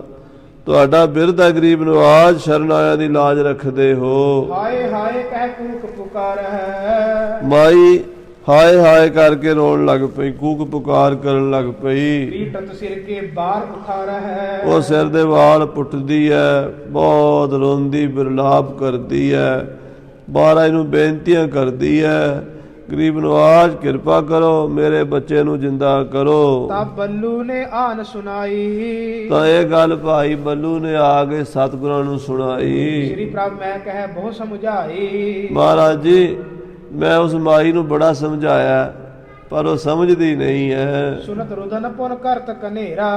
ਬਲਕਿ ਹੋਰ ਹੁੰਦੀ ਹੈ। ਮੈਂ ਉਹਨੂੰ ਕਿਹਾ ਸਵੇਰ ਤੱਕ ਸਬਰ ਕਰ ਲੈ, ਪਰ ਉਹਦਾ ਸਬਰ ਹੁੰਦਾ ਨਹੀਂ, ਮਨ ਟਿਕਦਾ ਨਹੀਂ ਮਾਈ ਦਾ। ਵਿਧਵਾ ਪੁੱਤਰ ਮਰਿਓ ਧਰ ਗੇਰਾ। ਵਿਧਵਾ ਹੈ, ਇੱਕੋ ਇੱਕ ਪੁੱਤਰ ਹੈ, ਮਰ ਗਿਆ, ਬੂਹੇ ਤੇ ਤੁਹਾਡੇ ਦੇ ਲਾਸ਼ ਪਾ ਕੇ ਬੈਠੀ ਹੈ। ਤਬ ਕਿਰਪਾਲ ਲਿਖਸੇ ਨਿਜ ਦਵਾਰੇ। ਮੇਰੇ ਕਿਰਪਾਲੂ ਮਹਾਰਾਜ ਸਤਿਗੁਰੂ ਅਮਰਦਾਸ ਸਾਹਿਬ ਸੱਚੇ ਪਾਤਸ਼ਾਹ ਜੀ ਉਸ ਵੇਲੇ ਭਾਈ ਬੱਲੂ ਦੀ ਗੱਲ ਸੁਣ ਕੇ ਦਰਵਾਜ਼ੇ ਤੋਂ ਬਾਹਰ ਆ ਗਏ, ਗਲੀ ਵਾਲੇ ਪਾਸੇ ਗਏ ਤਹਾਂ ਜਹ ਰੁਦਨ ਉਚਾਰੇ। ਚੁਬਾਰੇ ਸਾਹਿਬ ਤੋਂ ਥੱਲੇ ਉਤਰੇ ਮਹਾਰਾਜ ਜੀ, ਬਾਹਰ ਨਿਕਲੇ ਚੁਬਾਰੇ ਸਾਹਿਬ ਤੋਂ, ਦਰਵਾਜ਼ੇ ਦੇ ਅੱਗੇ ਜਿੱਥੇ ਰੋ ਰਹੀ ਸੀ ਮਾਈ ਹਾਏ ਹਾਏ ਕਰਕੇ, ਉੱਥੇ ਪਹੁੰਚ ਗਏ। ਨਿਜ ਪਗ ਪੰਕਜ ਸੀਸ ਛੁਹਾਇਓ। ਆਪਣੇ ਚਰਨਾਂ ਵਿੱਚੋਂ ਜੋੜਾ ਉਤਾਰ ਕੇ ਸੱਚੇ ਪਾਤਸ਼ਾਹ ਸਾਹਿਬ ਜੀ ਨੇ ਆਪਣੇ ਚਰਨਾਂ ਦਾ ਅੰਗੂਠਾ ਮਰੇ ਹੋਏ ਬੱਚੇ ਦੇ ਸਿਰ ਨੂੰ ਲਾ ਦਿੱਤਾ ਹੈ। ਮਿਰਤਕ ਬਾਲ ਤਤਕਾਲ ਜਿਵਾਇਓ। ਆਖੋ ਸਤਨਾਮ ਸ੍ਰੀ ਵਾਹਿਗੁਰੂ। ਬਸ ਜਿਉਂ ਹੀ ਮਹਾਰਾਜ ਸਾਹਿਬ ਜੀ ਨੇ ਆਪਣੇ ਚਰਨਾਂ ਦੀ ਛੂਹ ਬਖਸ਼ੀ, ਗੁਰੂ ਅਮਰਦਾਸ ਸਾਹਿਬ ਜੀ ਨੇ ਮਰਿਆ ਹੋਇਆ ਬੱਚਾ ਵਾਹਿਗੁਰੂ ਵਾਹਿਗੁਰੂ ਵਾਹਿਗੁਰੂ ਕਹਿੰਦਾ ਉੱਠ ਕੇ ਬੈਠ ਗਿਆ ਹੈ। ਸੁਤ ਸਮੇਤ ਕਰ ਗੁਰ ਕੋ ਬੰਦਨ। ਮਾਂ ਤੇ ਪੁੱਤਰ ਦੋਵਾਂ ਨੇ ਉੱਠ ਕੇ ਸਤਿਗੁਰਾਂ ਦੇ ਚਰਨ ਫੜ ਲਏ ਹਨ। ਇੱਕ ਪੈਰ ਦੇ ਉੱਤੇ ਮਾਈ ਨੇ ਆਪਣਾ ਸਿਰ ਰੱਖ ਦਿੱਤਾ ਤੇ ਦੂਜੇ ਉੱਤੇ ਉਸ ਪੁੱਤਰ ਨੇ ਰੱਖ ਦਿੱਤਾ। ਮਹਾਰਾਜ ਦੇ ਚਰਨਾਂ ਤੇ ਬਾਰ-ਬਾਰ ਨਮਸਕਾਰਾਂ ਕਰਦੇ ਹਨ। ਗਮਨੀ ਸਦਨ ਸੰਗ ਕਰ ਨੰਦਨ, ਆਪਣੇ ਪੁੱਤਰ ਨੂੰ ਲੈ ਕੇ ਖੁਸ਼ੀ-ਖੁਸ਼ੀ ਘਰ ਨੂੰ ਪਰਤ ਗਈ ਹੈ। ਸ੍ਰੀ ਗੁਰੂ ਅਮਰ ਗਏ ਨਿਜ ਥਾਨਾ, ਤੇ ਸਤਿਗੁਰੂ ਆਪਣੇ ਚੁਬਾਰੇ ਸਾਹਿਬ ਵਿੱਚ ਜਾ ਬਿਰਾਜੇ ਹਨ। ਬੱਲੂ ਸੋ ਇਸ ਰੀਤ ਬਖਾਨਾ, ਤੇ ਆਪਣੇ ਗੜਵਈ ਭਾਈ ਬੱਲੂ ਜੀ ਨੂੰ ਇਸ ਤਰ੍ਹਾਂ ਬੋਲੇ ਹਨ। ਮ੍ਰਿਤਕ ਜੀਵਾਵਨ ਭਲੀ ਨਾ ਬਾਤ, ਦੇਖ ਭਾਈ ਬੱਲੂ, ਮੁਰਦੇ ਜਿੰਦਾ ਕਰਨਾ ਚੰਗੀ ਗੱਲ ਨਹੀਂ ਹੈ। ਪਰਮੇਸ਼ਰ ਦੇ ਅਕਾਲ ਪੁਰਖ ਦੇ ਹੁਕਮ ਵਿੱਚ ਜੀਵ ਮਰਦੇ ਹਨ। ਆਪਾਂ ਜਿੰਦਾ ਕਰਾਂਗੇ, ਕਿੰਨਿਆਂ ਕੁ ਨੂੰ ਕਰਾਂਗੇ? ਇਹ ਸਾਰੀ ਦੁਨੀਆ 'ਚ ਮਰਨਾ ਤੇ ਕੋਈ ਵੀ ਨਹੀਂ ਚਾਹੁੰਦਾ। ਰਾਜੇ ਮਹਾਰਾਜਿਆਂ ਦੇ ਵੀ ਬੱਚੇ ਮਰ ਜਾਂਦੇ ਆ, ਉਹ ਵੀ ਕਹਿਣਗੇ ਸਾਡੇ ਬੱਚੇ ਜਿੰਦਾ ਕਰੋ। ਮੁਰਦਿਆਂ ਨੂੰ ਜਿੰਦਾ ਕਰਨਾ ਚੰਗੀ ਗੱਲ ਨਹੀਂ ਹੈ। ਜਾਂ ਤੇ ਅਬ ਇਸ ਤੇ ਉਪਰੰਤ, ਮਹਾਰਾਜ ਕਹਿੰਦੇ ਇਸ ਤੋਂ ਬਾਅਦ, ਅੱਜ ਤੋਂ ਬਾਅਦ ਅਬ ਨਰ ਤ੍ਰੈ ਮ੍ਰਿਤਕ ਹੋਏ ਕਬ ਨਾਹੀ, ਸਾਡੀ ਨਗਰੀ ਗੋਇੰਦਵਾਲ ਵਿੱਚ ਕੋਈ ਇਸਤਰੀ ਪੁਰਸ਼ ਮਰੇਗਾ ਨਹੀਂ ਜਿੰਨਾ ਚਿਰ ਅਸੀਂ ਰਹਿੰਦੇ ਹਾਂ। ਜਬ ਲਗ ਤਨ ਧਰ ਹਮ ਪੁਰ ਮਾਹੀ, ਜਿੰਨਾ ਚਿਰ ਅਸੀਂ ਇਸ ਨਗਰ 'ਚ ਰਵਾਂਗੇ, ਸਰੀਰ ਵਿੱਚ ਰਵਾਂਗੇ, ਸਾਡੇ ਹੁੰਦਿਆਂ ਕੋਈ ਮਰੇ ਹੀ ਨਾ। ਜੇ ਮਰਨਗੇ ਨਹੀਂ ਤੇ ਆਪੇ ਹੀ ਚੁੱਕ ਕੇ ਨਹੀਂ ਆਉਣਗੇ, ਤੇ ਨਾਲੇ ਸਾਡੀ ਕਲਾ ਜਿਹੜੀ ਹੈ ਗੁਪਤ ਰਵੇਗੀ। ਆਖੋ ਸਤਿਨਾਮ ਸ੍ਰੀ। ਕਲਾ ਹੁਣ ਵੀ ਗੁਪਤ ਵੀ ਆਪਣੀ ਵਰਤਾ ਰਹੇ ਹੈ, ਪ੍ਰਗਟ ਵੀ ਆਪਣੀ ਵਰਤਾ ਰਹੇ ਹੈ, ਪਰ ਪ੍ਰਗਟ ਕਰਨ ਨਾਲੋਂ ਗੁਪਤ ਰੱਖਣੀ ਜ਼ਿਆਦਾ ਚੰਗੀ ਸਮਝਦੇ ਆ। ਕਹਿੰਦੇ ਮਰਿਆਂ ਨੂੰ ਜਿੰਦਾ ਕਰਨਾ ਪੈਂਦਾ, ਚੰਗਾ ਹੋਵੇ ਵੀ ਸਾਡੇ ਹੁੰਦਿਆਂ ਕੋਈ ਮਰੇ ਹੀ ਨਾ, ਜਿੰਦਾ ਹੀ ਨਾ ਕਰਨਾ ਪਵੇ। ਨਾਲੇ ਲੋਕਾਂ 'ਚ ਫਿਰ ਬਹੁਤੀ ਮਹਿਮਾ ਹੁੰਦੀ ਹੈ, ਵਡਿਆਈ ਹੁੰਦੀ ਹੈ, ਇਹ ਵੀ ਮਾੜੀ ਗੱਲ ਹੈ ਕਹਿੰਦੇ। ਨਾਲੇ ਫਿਰ ਪਰਮੇਸ਼ਰ ਦੇ ਸ਼ਰੀਕ ਬਣੀਦਾ ਹੈ। ਨਾਲੇ ਫਿਰ ਲੋਕਾਂ ਦੇ ਬਾਦਸ਼ਾਹਾਂ ਦੇ, ਰਾਜਿਆਂ ਮਹਾਰਾਜਿਆਂ ਦੇ ਘਰ ਵੀ ਮੌਤ ਹੋਣੀ, ਉਹ ਵੀ ਚੱਕ ਕੇ ਲਿਆ ਕੇ ਇੱਥੇ ਰੱਖਣਗੇ। ਸਾਡੇ ਬੱਚੇ ਵੀ ਜਿੰਦਾ ਕਰੋ, ਫਿਰ ਅਕਾਲ ਪੁਰਖ ਪਰਮੇਸ਼ਰ ਮਾਰੇਗਾ, ਅਸੀਂ ਜਵਾਵਾਂਗੇ। ਸਾਰੀ ਦੁਨੀਆ ਨੂੰ ਜਵਾਉਣ ਦਾ ਅਸੀਂ ਕੋਈ ਠੇਕਾ ਲਿਆ ਨਹੀਂ ਨਾ, ਕਿਉਂਕਿ ਵਾਹਿਗੁਰੂ ਨੇ, ਕੁਦਰਤ ਨੇ ਐਸਾ ਨਿਯਮ ਬਣਾਇਆ, ਜੋ ਉਪਜੋ ਸੋ ਬਿਨਸ ਹੈ। ਇਹ ਪਰਮੇਸ਼ਰ ਦਾ ਨਿਯਮ ਹੈ, ਪਰ ਦੁਨੀਆ ਨਹੀਂ ਚਾਹੁੰਦੀ ਮਰਨਾ। ਜਗ ਮਰਨ ਨਾ ਭਾਇਆ, ਨਿਤ ਆਪ ਲੁਕਾਇਆ, ਮਤ ਜੰਮ ਪਕੜੇ ਲੈ ਜਾਏ ਜੀ। ਸਤਿਗੁਰੂ ਸਾਹਿਬ ਜੀ ਕਹਿਣ ਲੱਗੇ ਇਸ ਤਰ੍ਹਾਂ, ਅਸੀਂ ਹੁਣ ਇਸ ਨਗਰੀ 'ਚ ਜਿੰਨਾ ਚਿਰ ਰਵਾਂਗੇ, ਸ੍ਰੀ ਗੋਇੰਦਵਾਲ ਸਾਹਿਬ ਵਿੱਚ ਸਾਡਾ ਸਰੀਰ ਰਵੇਗਾ, ਉਹਨਾਂ ਚਿਰ ਕਿਸੇ ਦੀ ਮੌਤ ਹੀ ਨਾ ਹੋਵੇ। ਹਾਂਜੀ। ਜਮ ਕੋ ਠਾਕ ਦਿਓ ਤਿਸ ਕਾਲ, ਧਰਮਰਾਜ ਨੂੰ ਬੁਲਾ ਕੇ ਕਹਿੰਦੇ, ਧਰਮਰਾਜ ਵੀ ਆਪਣੇ ਦੂਤਾਂ ਨੂੰ ਕਹਿ ਦੇ, ਜਿਨ 22 ਸਾਲ ਅਸੀਂ ਇੱਥੇ ਰਹਿਣਾ, ਸਾਡੇ ਨਗਰ 'ਚ ਕੋਈ ਆਉਣਾ ਨਹੀਂ ਚਾਹੀਦਾ ਤੇਰਾ ਦੂਤ। ਸਾਡੇ ਸਰੀਰ ਤੋਂ ਬਾਅਦ ਜੋ ਵਰਤਾਰਾ ਕੁਦਰਤ ਦਾ ਚੱਲੇ ਚੱਲੀ ਜਾਵੇ। ਜਮਾਂ ਨੂੰ ਰੋਕ ਦਿੱਤਾ ਸ੍ਰੀ ਗੋਇੰਦਵਾਲ ਸਾਹਿਬ, 22 ਸਾਲ ਜਮਦੂਤ ਵੜਨ ਨਹੀਂ ਦਿੱਤੇ। ਜੋ ਸਭ ਜੀਵਨ ਕਰਤੋ ਕਾਲ, ਜਿਹੜੇ ਜਮ ਸਾਰਿਆਂ ਨੂੰ ਲੈ ਜਾਂਦੇ ਆ, ਸਭ ਦਾ ਕਾਲ ਹਨ। ਰਾਜਾ ਪਰਜਾ ਸਮ ਕਰ ਮਾਰੈ, ਐਸੋ ਕਾਲ ਬਿਡਾਨੀ ਰੇ।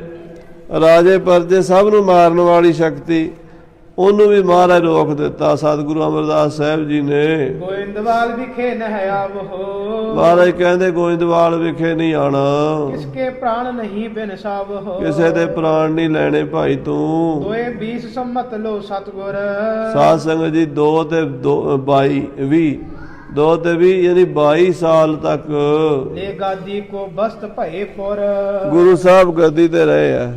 22 ਸਾਲ ਸਤਿਗੁਰੂ ਮਹਾਰਾਜ ਜੀ ਨੇ ਗੋਇੰਦਵਾਲ ਸਾਹਿਬ ਵਿੱਚ ਗੁਰਤਾ ਗੱਦੀ ਤੇ ਬਹਿ ਕੇ ਸੰਗਤਾਂ ਦਾ ਬੇੜਾ ਭਵਸਾਗਰ ਤੋਂ ਪਾਰ ਲੰਘਾਇਆ ਹੈ। ਸੰਗਤਾਂ ਨੂੰ ਨਾਮ ਦਾਨ ਇਸ਼ਨਾਨ ਜਪ ਤਪ ਪ੍ਰੇਮਾ ਭਗਤੀ ਲੋਹ ਲੰਗਰ ਤਪਾਉਣ ਦੀ ਮਰਿਆਦਾ ਸਿਖਾਈ ਹੈ। 22 ਮੰਜੀਆਂ ਸਥਾਪਿਤ ਕਰਕੇ ਹਿੰਦੁਸਤਾਨ ਦੇ 22 ਸੂਬਿਆਂ 'ਚ ਸਿੱਖੀ ਦਾ ਪ੍ਰਚਾਰ ਕਰਾਇਆ ਹੈ। 84 ਕੱਟਣ ਲਈ 84 ਪੌੜੀਆਂ ਦੀ ਸ੍ਰੀ ਬੌਲੀ ਸਾਹਿਬ ਸਿਰਜੀ ਹੈ। ਬੜੇ ਬੜੇ ਤਤ ਬੇਤੇ ਬ੍ਰਹਮ ਗਿਆਨੀ ਮਹਾਂਪੁਰਸ਼ ਗੁਰ ਸਿੱਖਾਂ 'ਤੇ ਕਿਰਪਾ ਕੀਤੀ ਹੈ। ਐਸੇ ਸਤਿਗੁਰੂ ਅਮਰਦਾਸ ਸਾਹਿਬ ਜੀ ਮਹਾਰਾਜ ਦੇ ਸਮੇਂ ਵਿੱਚ ਤਬਲੋ ਇਸਤਰੀ ਪੁਰਖ ਆਨੰਦੇ, ਕੋਈ ਮੌਤ ਨਹੀਂ ਹੋਈ। ਇਸਤਰੀ ਪੁਰਸ਼ ਸਾਰੇ ਖੁਸ਼ ਰਹੇ ਹਨ। ਸਾਰਿਆਂ ਦੇ ਘਰਾਂ ਵਿੱਚ ਵਾਧਾ ਹੋਇਆ, ਪਰਿਵਾਰਾਂ ਦੇ ਵਿੱਚ ਜੀਆਂ ਦਾ। ਇਸਕੇ ਨਹਿ ਜਮ ਪ੍ਰਾਣ ਨਿਕੰਦੇ, 22 ਸਾਲ ਕਿਸੇ ਨੂੰ ਆ ਕੇ ਜਮਦੂਤਾਂ ਨੇ ਛੇੜਿਆ ਨਹੀਂ। ਮੁੜ ਕੇ ਕੋਈ ਮੌਤ ਨਹੀਂ ਹੋਣ ਦਿੱਤੀ। ਜਿਤ ਪਰਿਵਾਰ ਬਸੇ ਸੁਖ ਪਾਈ, ਜਿੱਥੇ ਜਿੱਥੇ ਪਰਿਵਾਰ ਮਹਾਰਾਜ ਦੇ ਵਸਦੇ ਸਭ ਸੁੱਖ ਨਾਲ ਵਸਦੇ ਹਨ। ਜਮ ਕੋ ਤਰਾਸ ਦਿਓ ਬਿਸਰਾਈ, ਜਮਾਂ ਦਾ ਡਰ ਹੀ ਦੂਰ ਕਰ ਦਿੱਤਾ। ਪ੍ਰਤਾਪ ਤੁਮਾਰਾ ਦੇਖ ਕੇ ਜਮਦੂਤ ਛੱਡ ਜਾਹੇ, ਸੰਖ ਚੱਕਰ ਮਾਲਾ ਤਿਲਕ ਬਿਰਾਜਤ, ਦੇਖ ਪ੍ਰਤਾਪ ਜਮ ਡਰਿਓ।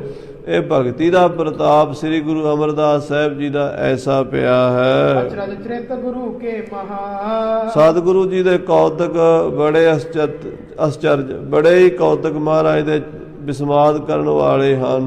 ਦੀਪਕ ਬਰੈ ਤੇਲ ਨਹਿ ਜਹਾਂ, ਆਖੋ ਸਤਿਨਾਮ ਸ੍ਰੀ ਵਾਹਿਗੁਰੂ। ਕਹਿੰਦੇ ਦੀਪਕ ਬਰੈ ਤੇਲ ਨਹਿ ਜਹਾਂ, ਜਿੱਥੇ ਤੇਲ ਕੋਈ ਨਹੀਂ ਉੱਥੇ ਦੀਵਾ ਬਾਲ ਦੇਣਾ। ਬਿਨਾਂ ਤੇਲ ਦੇ ਦੀਵਾ ਨਹੀਂ ਨਾ ਬਲਦਾ।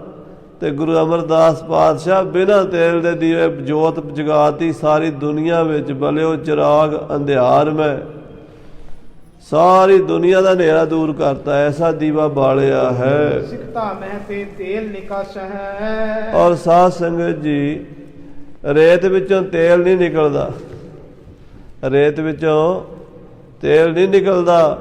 ਤੇ ਗੁਰੂ ਅਮਰਦਾਸ ਮਹਾਰਾਜ ਨੇ ਰੇਤ ਚੋਂ ਤੇਲ ਕੱਢ ਵਿਖਾਇਆ। ਭਾਵ ਜਿਹੜੇ ਕੰਮ ਨਹੀਂ ਹੋ ਸਕਦੇ ਉਹ ਕਰ ਵਿਖਾਏ ਹਨ। ਸਿਕਤਾ ਕੋ ਜਲ ਕਰ ਕਿਰਪਾ ਸਹਿ, ਔਰ ਮਹਾਰਾਜ ਸੱਚੇ ਪਾਤਸ਼ਾਹ ਜੀ ਨੇ ਜਿੱਥੇ ਰੇਤਾ ਹੀ ਰੇਤਾ ਮਾਰੂ ਥਲ, ਉੱਥੇ ਜਲ ਤੇ ਥਲ ਕਰ, ਤੇ ਥਲ ਤੇ ਕੂਆਂ, ਕੂਪ ਤੇ ਮੇਰ ਕਰਾਵੇ, ਧਰਤੀ ਤੇ ਆਕਾਸ਼ ਚੜਾਵੇ, ਚੜੇ ਆਕਾਸ਼ ਕਰਾਵੇ ਦੀ ਕਲਾ ਵਰਤਾਈ ਹੈ। ਜਲ ਪਰ ਪਾਵਕ ਪਰਮ ਪ੍ਰਜਾਰ ਹੈ, ਆਹ ਪਾਣੀ ਉੱਤੇ ਅੱਗ ਬਾਲ ਦਿੱਤੀ।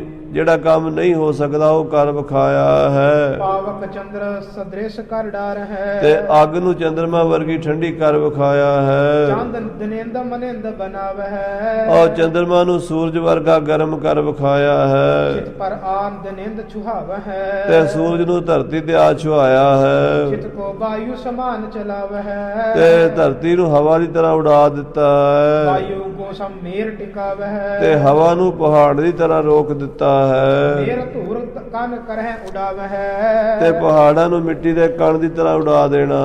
ਧੂਲੀ ਕਣ ਕੋ ਸੈਲ ਬਣਾਵੇ ਹੈ, ਤੇ ਰੇਤ ਦੇ ਕਣ ਨੂੰ ਪਹਾੜ ਬਣਾ ਦੇਣਾ। ਸੈਲ ਤੁੰਗ ਥਲ ਗਰਤ ਦੇਹ ਕਰ, ਉੱਚੇ ਉੱਚੇ ਪਹਾੜਾਂ ਦੀ ਥਾਂ ਤੇ ਟੋਏ ਬਣਾ ਦੇਣੇ। ਗਰਤ ਗਿਰੇ ਕੋ ਦੇਹ ਸੁਰ ਗਰ ਬਰ, ਔਰ ਟੋਇਆਂ ਨੂੰ ਉੱਚੇ ਪਹਾੜ ਬਣਾ ਦੇਣਾ। ਸੁਰਗ ਦੇਵ ਆਵਗਿਅਕ ਹੋਏ, ਜਿਸ ਦੇਵਤੇ ਵੀ ਸਵਰਗ ਦੇ ਉਹਨਾਂ ਦੀ ਆਗਿਆ ਨਾ ਮੰਨਣ, ਗੇਰਹਿ ਨਰਕ ਨਾ ਬਿਲਮਹਿ ਕੋਏ, ਤਾਂ ਉਹਨਾਂ ਨੂੰ ਸਵਰਗ ਚੋਂ ਕੱਢ ਕੇ ਨਰਕਾਂ 'ਚ ਗੇਰ ਸਕਣ ਦੀ ਤਾਕਤ ਹੈ ਗੁਰੂ ਅਮਰਦਾਸ ਵਿੱਚ।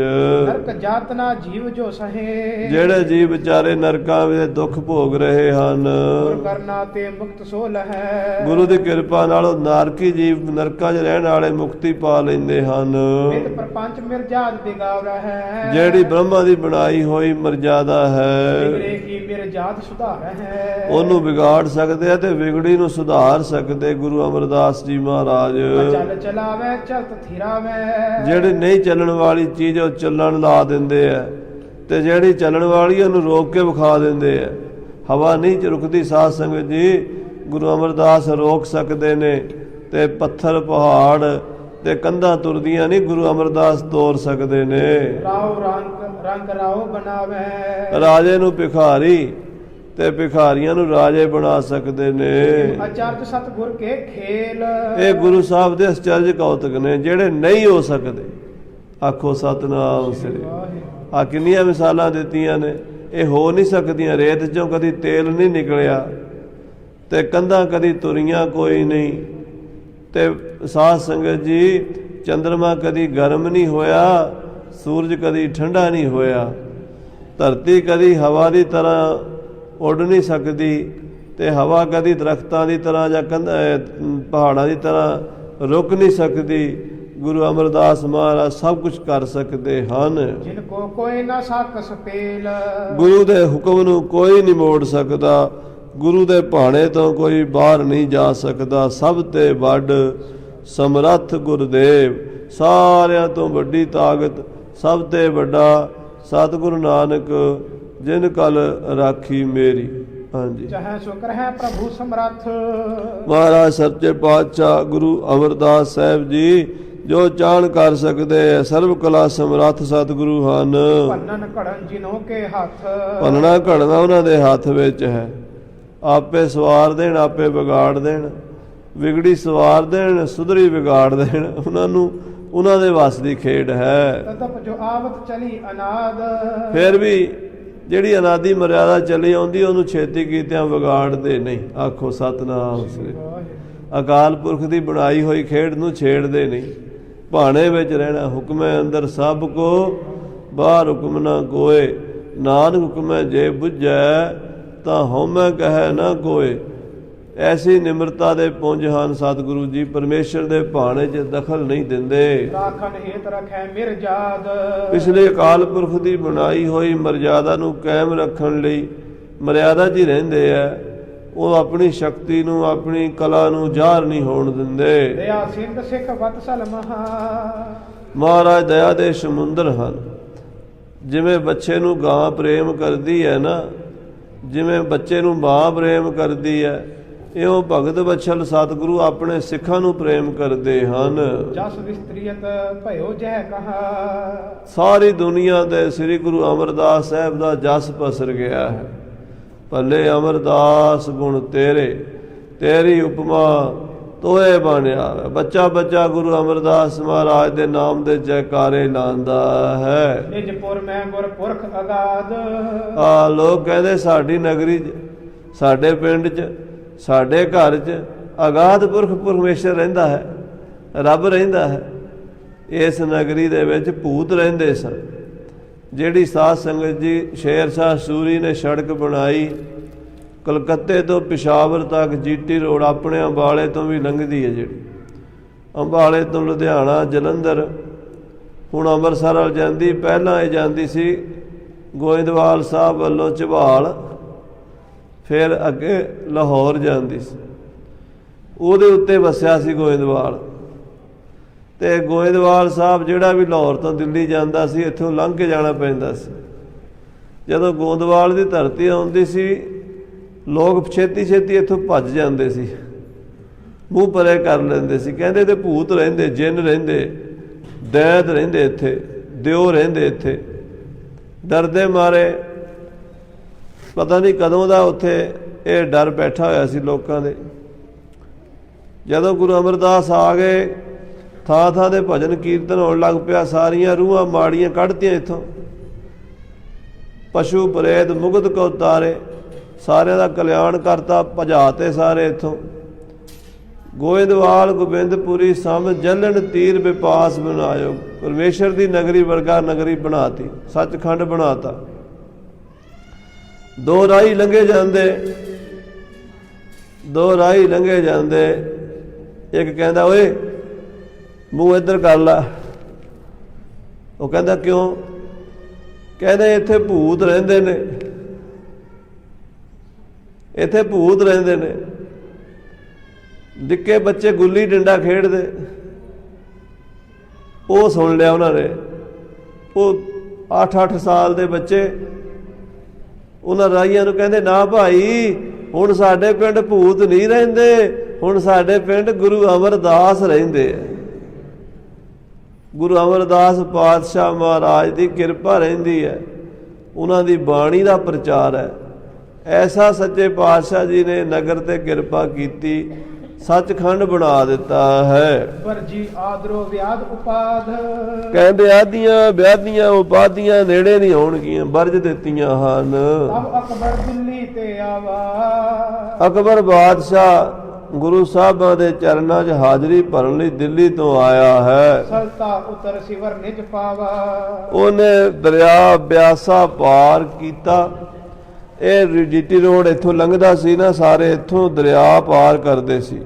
ਉਦੋਂ ਪੁਲ ਨਹੀਂ ਸੀ ਹੁੰਦਾ, ਬੇੜੀਆਂ ਦਾ ਪੁਲ ਪੈਂਦਾ ਸੀ। ਬੇੜੀਆਂ ਦੇ ਉੱਤੇ ਉਰਲਾ ਪਾਸਮਾਨ ਪਰਲੇ ਪਾਸੇ, ਪਰਲਾ ਉਰਲੇ ਪਾਸੇ ਆਉਂਦਾ ਜਾਂਦਾ ਸੀ। ਸੈਂਕੜੇ ਮਲਾਲ ਵੱਡੇ ਵੱਡੇ ਬੇੜੇ ਲਾ ਕੇ ਇੱਥੇ ਰਹਿੰਦੇ ਸੀ। ਸਰਕਾਰੀ ਤੌਰ 'ਤੇ ਵੀ ਉਹਨਾਂ ਨੂੰ ਤਨਖਾਹ ਮਿਲਦੀ ਸੀ ਅਤੇ ਲੋਕ ਵੀ ਕੁਝ ਦੇ ਜਾਂਦੇ ਸਨ। ਇਸ ਤਰ੍ਹਾਂ ਉਹ ਬੇੜੀਆਂ ਵਾਲੇ ਮਲਾਹ ਲੋਕ ਬਾਦਸ਼ਾਹ ਦੀਆਂ ਫੌਜਾਂ ਵੀ ਪਾਰ ਲੰਘਾਉਂਦੇ ਸਨ। ਅਕਬਰ ਬਾਦਸ਼ਾਹ ਇੱਥੋਂ ਦਰਿਆ ਪਾਰ ਕੀਤਾ ਹੈ। ਲਵਪੁਰ ਕੋ ਗਮਨ ਤਹਿ ਰਹਿਓ। ਉਹ ਜਾਣਾ ਚਾਹੁੰਦਾ ਸੀ, ਲਾਹੌਰ ਰਾਜਧਾਨੀ ਹੈ ਪੰਜਾਬ ਦੀ, ਇੱਥੇ ਰੁਕ ਗਿਆ। ਨਿਕਟ ਹੋਏ ਗੁਰ ਕੇ ਸਿੱਖ ਕਹਿਓ। ਕੋਲ ਹੋ ਕੇ ਗੁਰੂ ਸਾਹਿਬ ਜੀ ਨੂੰ ਸਿੱਖਾਂ ਨੇ ਕਿਹਾ, ਹਜ਼ਰਤ ਸੋ ਸਤਿਗੁਰ ਇਸ ਪੁਰ ਹੈ। ਬਾਦਸ਼ਾਹ ਦੇ ਨਿਕਟਵਰਤੀ ਸਿੱਖਾਂ ਨੇ ਜਿਹੜੇ ਗੁਰੂ ਘਰ ਦੀ ਮਹਿਮਾ ਜਾਣਦੇ ਸਨ, ਉਹਨਾਂ ਨੇ ਆਖਿਆ, ਬਾਦਸ਼ਾਹ ਉਹ ਗੁਰੂ ਅਮਰਦਾਸ ਇੱਥੇ ਰਹਿੰਦੇ ਹਨ, ਜਿਨ ਕੋ ਬਚਨ ਆਪ ਕੋ ਪੁਰ ਹੈ। ਜਿਨ੍ਹਾਂ ਦੇ ਬਚਨ ਦੇ ਨਾਲ ਤੁਹਾਡਾ ਚਿਤੌੜਗੜ੍ਹ ਦਾ ਕਿਲਾ ਫਤਿਹ ਹੋਇਆ ਹੈ। ਅਕਬਰ ਨੇ ਹਿਰਦੇ ਵਿਚਾਰੀ। ਸੁਣ ਕੇ ਅਕਬਰ ਬਾਦਸ਼ਾਹ ਨੇ ਆਪਣੇ ਮਨ ਵਿੱਚ ਵਿਚਾਰ ਕੀਤਾ ਹੈ ਗੜ ਚਿਤੌੜ ਕੀ ਬਾਤ ਚਿਤਾਰੀ। ਵੀ ਚਿਤੌੜਗੜ੍ਹ ਤਾਂ ਵਾਕਿਆ ਹੀ ਟੁੱਟਦਾ ਨਹੀਂ ਸੀ। ਅਸੀਂ ਇਹਨਾਂ ਨੂੰ ਬੇਨਤੀ ਕੀਤੀ ਵੀ ਮਹਾਰਾਜ ਤੁਸੀਂ ਦੁਆ ਕਰੋ, ਆਸ਼ੀਰਵਾਦ ਦਿਓ। ਇਹਨਾਂ ਨੇ ਬਚਨ ਕਰਤਾ ਵੀ ਜਿਸ ਦਿਨ ਸਾਡੀ ਬੌਲੀ ਦਾ ਕੜ ਟੁੱਟੇਗਾ ਉਸ ਦਿਨ ਕਿਲਾ ਚਿਤੌੜਗੜ੍ਹ ਵੀ ਟੁੱਟ ਜਾਏਗਾ। ਉਹ ਬਚਨ ਜਦੋਂ ਅਕਬਰ ਬਾਦਸ਼ਾਹ ਨੇ ਚੇਤੇ ਕੀਤਾ ਹੈ, ਧਰ ਪ੍ਰਤੀਤ ਦਰਸ਼ਨ ਕੋ ਚਾਹਿਓ। ਬੜੇ ਭਰੋਸੇ ਨਾਲ, ਬੜੇ ਵਿਸ਼ਵਾਸ ਨਾਲ, ਬੜੀ ਭਾਵਨਾ ਨਾਲ ਅਕਬਰ ਨੇ ਗੁਰੂ ਸਾਹਿਬ ਦੇ ਦਰਸ਼ਨਾਂ ਦੀ ਇੱਛਾ ਕੀਤੀ ਹੈ। ਉਤਮ ਲੀਨ ਉਪਾਇਨ ਪਾਇਓ। ਬੜੇ ਬੜੇ ਸੋਹਣੇ ਵਧੀਆ ਤੋਹਫੇ ਉਪਹਾਰ ਲੈ ਕੇ ਖੁਦ ਦੇ ਬੇਹਿਤ ਪਠਿਓ ਮੁਸਾਹਿਬ। ਪਹਿਲਾਂ ਉਹਨੇ ਆਪਣੇ ਅਫਸਰ ਖਬਰ ਦੇਣ ਲਈ ਭੇਜੇ ਹਨ ਗੁਰੂ ਅਮਰਦਾਸ ਜੀ ਮਹਾਰਾਜ ਕੋਲ ਵੀ ਸਤਿਗੁਰੂ ਜੀ ਮੈਂ ਆਪ ਜੀ ਦੇ ਦਰਸ਼ਨ ਕਰਨ ਆਉਣਾ ਹੈ, ਜੇ ਆਪ ਜੀ ਦੀ ਆਗਿਆ ਹੋਵੇ ਤਾਂ ਮੈਂ ਆ ਜਾਵਾਂ। ਉਹਨੇ ਗੁਰੂ ਸਾਹਿਬ ਜੀ ਨੂੰ ਆਗਿਆ ਲੈਣ ਲਈ ਬੰਦਾ ਭੇਜਿਆ, ਵੱਡੇ ਵੱਡੇ ਅਫਸਰ ਭੇਜੇ ਹਨ। ਤੀਰ ਬਾਪਿਕਾ ਬੈਠੇ ਸਾਹਿਬ। ਆਖੋ ਸਤਨਾਮ ਸ੍ਰੀ ਵਾਹਿਗੁਰੂ। ਉਸ ਵੇਲੇ ਮਹਾਰਾਜ ਬੌਲੀ ਸਾਹਿਬ ਦੇ ਕਿਨਾਰੇ ਤੇ ਬੈਠੇ ਸਨ। ਇਹ ਬੌਲੀ ਸਾਹਿਬ ਖੁੱਲੀ ਥਾਂ ਸੀ। ਚੁਬਾਰਾ ਸਾਹਿਬ ਦਾ ਤੁਹਾਨੂੰ ਪਤਾ ਹੀ ਹੈ ਸਾਧ ਸੰਗਤ ਜੀ, ਹੁਣ ਵੀ ਥਾਂ ਉਨੀ ਜ਼ਿਆਦਾ ਨਹੀਂ ਹੈ ਵੀ ਬਹੁਤ ਵੱਡਾ ਦੀਵਾਨ ਲਾਇਆ ਜਾ ਸਕੇ, ਪਰ ਸ੍ਰੀ ਬੌਲੀ ਸਾਹਿਬ ਲੱਖਾਂ ਸੰਗਤਾਂ ਦੇ ਬਹਿਣ ਦੀ ਥਾਂ ਬਣ ਜਾਂਦੀ ਹੈ, ਖੁੱਲੀ ਥਾਂ ਹੈ। ਉੱਥੇ ਸਤਿਗੁਰੂ ਅਮਰਦਾਸ ਸਾਹਿਬ ਜੀ ਦੀਵਾਨ ਲਾਈ ਬੈਠੇ ਹਨ। ਬੱਲੂ ਬੋਲਿਓ ਬੰਦਤ ਹੱਥ। ਭਾਈ ਬੱਲੂ ਨੇ ਹੱਥ ਜੋੜ ਕੇ ਮਹਾਰਾਜ ਨੂੰ ਬੇਨਤੀ ਕੀਤੀ ਹੈ, ਪਾਤਸ਼ਾਹ ਇਹੋ ਦਿੱਲੀ ਨਾਥ। ਇਹ ਸੱਚੇ ਪਾਤਸ਼ਾਹ ਗਰੀਬ ਨਵਾਜ਼ ਜੀ, ਇਹ ਦਿੱਲੀ ਦਾ ਬਾਦਸ਼ਾਹ ਆਇਆ ਹੈ। ਆਖੋ ਸਤਨਾਮ ਸ੍ਰੀ। ਕੈਸੇ ਪਾਤਸ਼ਾਹ ਗੁਰੂ ਅਮਰਦਾਸ ਜੀ ਮਹਾਰਾਜ, ਜਿਨ੍ਹਾਂ ਦੇ ਚਰਨਾਂ ਵਿੱਚ ਸਾਧ ਸੰਗਤ ਜੀ ਪਾਤਸ਼ਾਹੀਆਂ ਰੁਲਦੀਆਂ ਹਨ, ਜਿਹੜੇ ਪਾਤਸ਼ਾਹੀਆਂ ਦੇਣ ਵਾਲੇ ਹਨ। ਅੱਜ ਸਾਧ ਸੰਗਤ ਜੀ ਅਸੀਂ ਝੂਠੇ ਪਾਤਸ਼ਾਹ ਦੇ ਮਗਰ ਜਾ ਲੱਗਦੇ ਹਾਂ। ਸੱਚਾ ਸਾਹਿਬ ਛੱਡ ਕੇ ਮਨਮੁਖ ਹੋਏ ਬੰਦੇ ਦਾ ਬੰਦਾ, ਫਿਰ ਉਹੀ ਗੱਲ ਬਣ ਜਾਂਦੀ। ਦੇਖੋ ਬਾਦਸ਼ਾਹ ਆਇਆ, ਭਾਈ ਬੱਲੂ ਜੀ ਗੁਰੂ ਸਾਹਿਬ ਨੂੰ ਕੋਲ ਹੋ ਕੇ ਕੰਨ 'ਚ ਕਹਿ ਰਹੇ ਨੇ, ਮਹਾਰਾਜ ਜੀ ਸੱਚੇ ਪਾਤਸ਼ਾਹ ਜੀ ਇਹ ਅਕਬਰ ਬਾਦਸ਼ਾਹ ਦਰਸ਼ਨਾਂ ਲਈ ਆਇਆ ਤੁਹਾਡੇ ਚਰਨਾਂ ਵਿੱਚ, ਦਰਸ਼ਨ ਕੋ ਆਵਤ ਧਰ ਭਾਹੂ।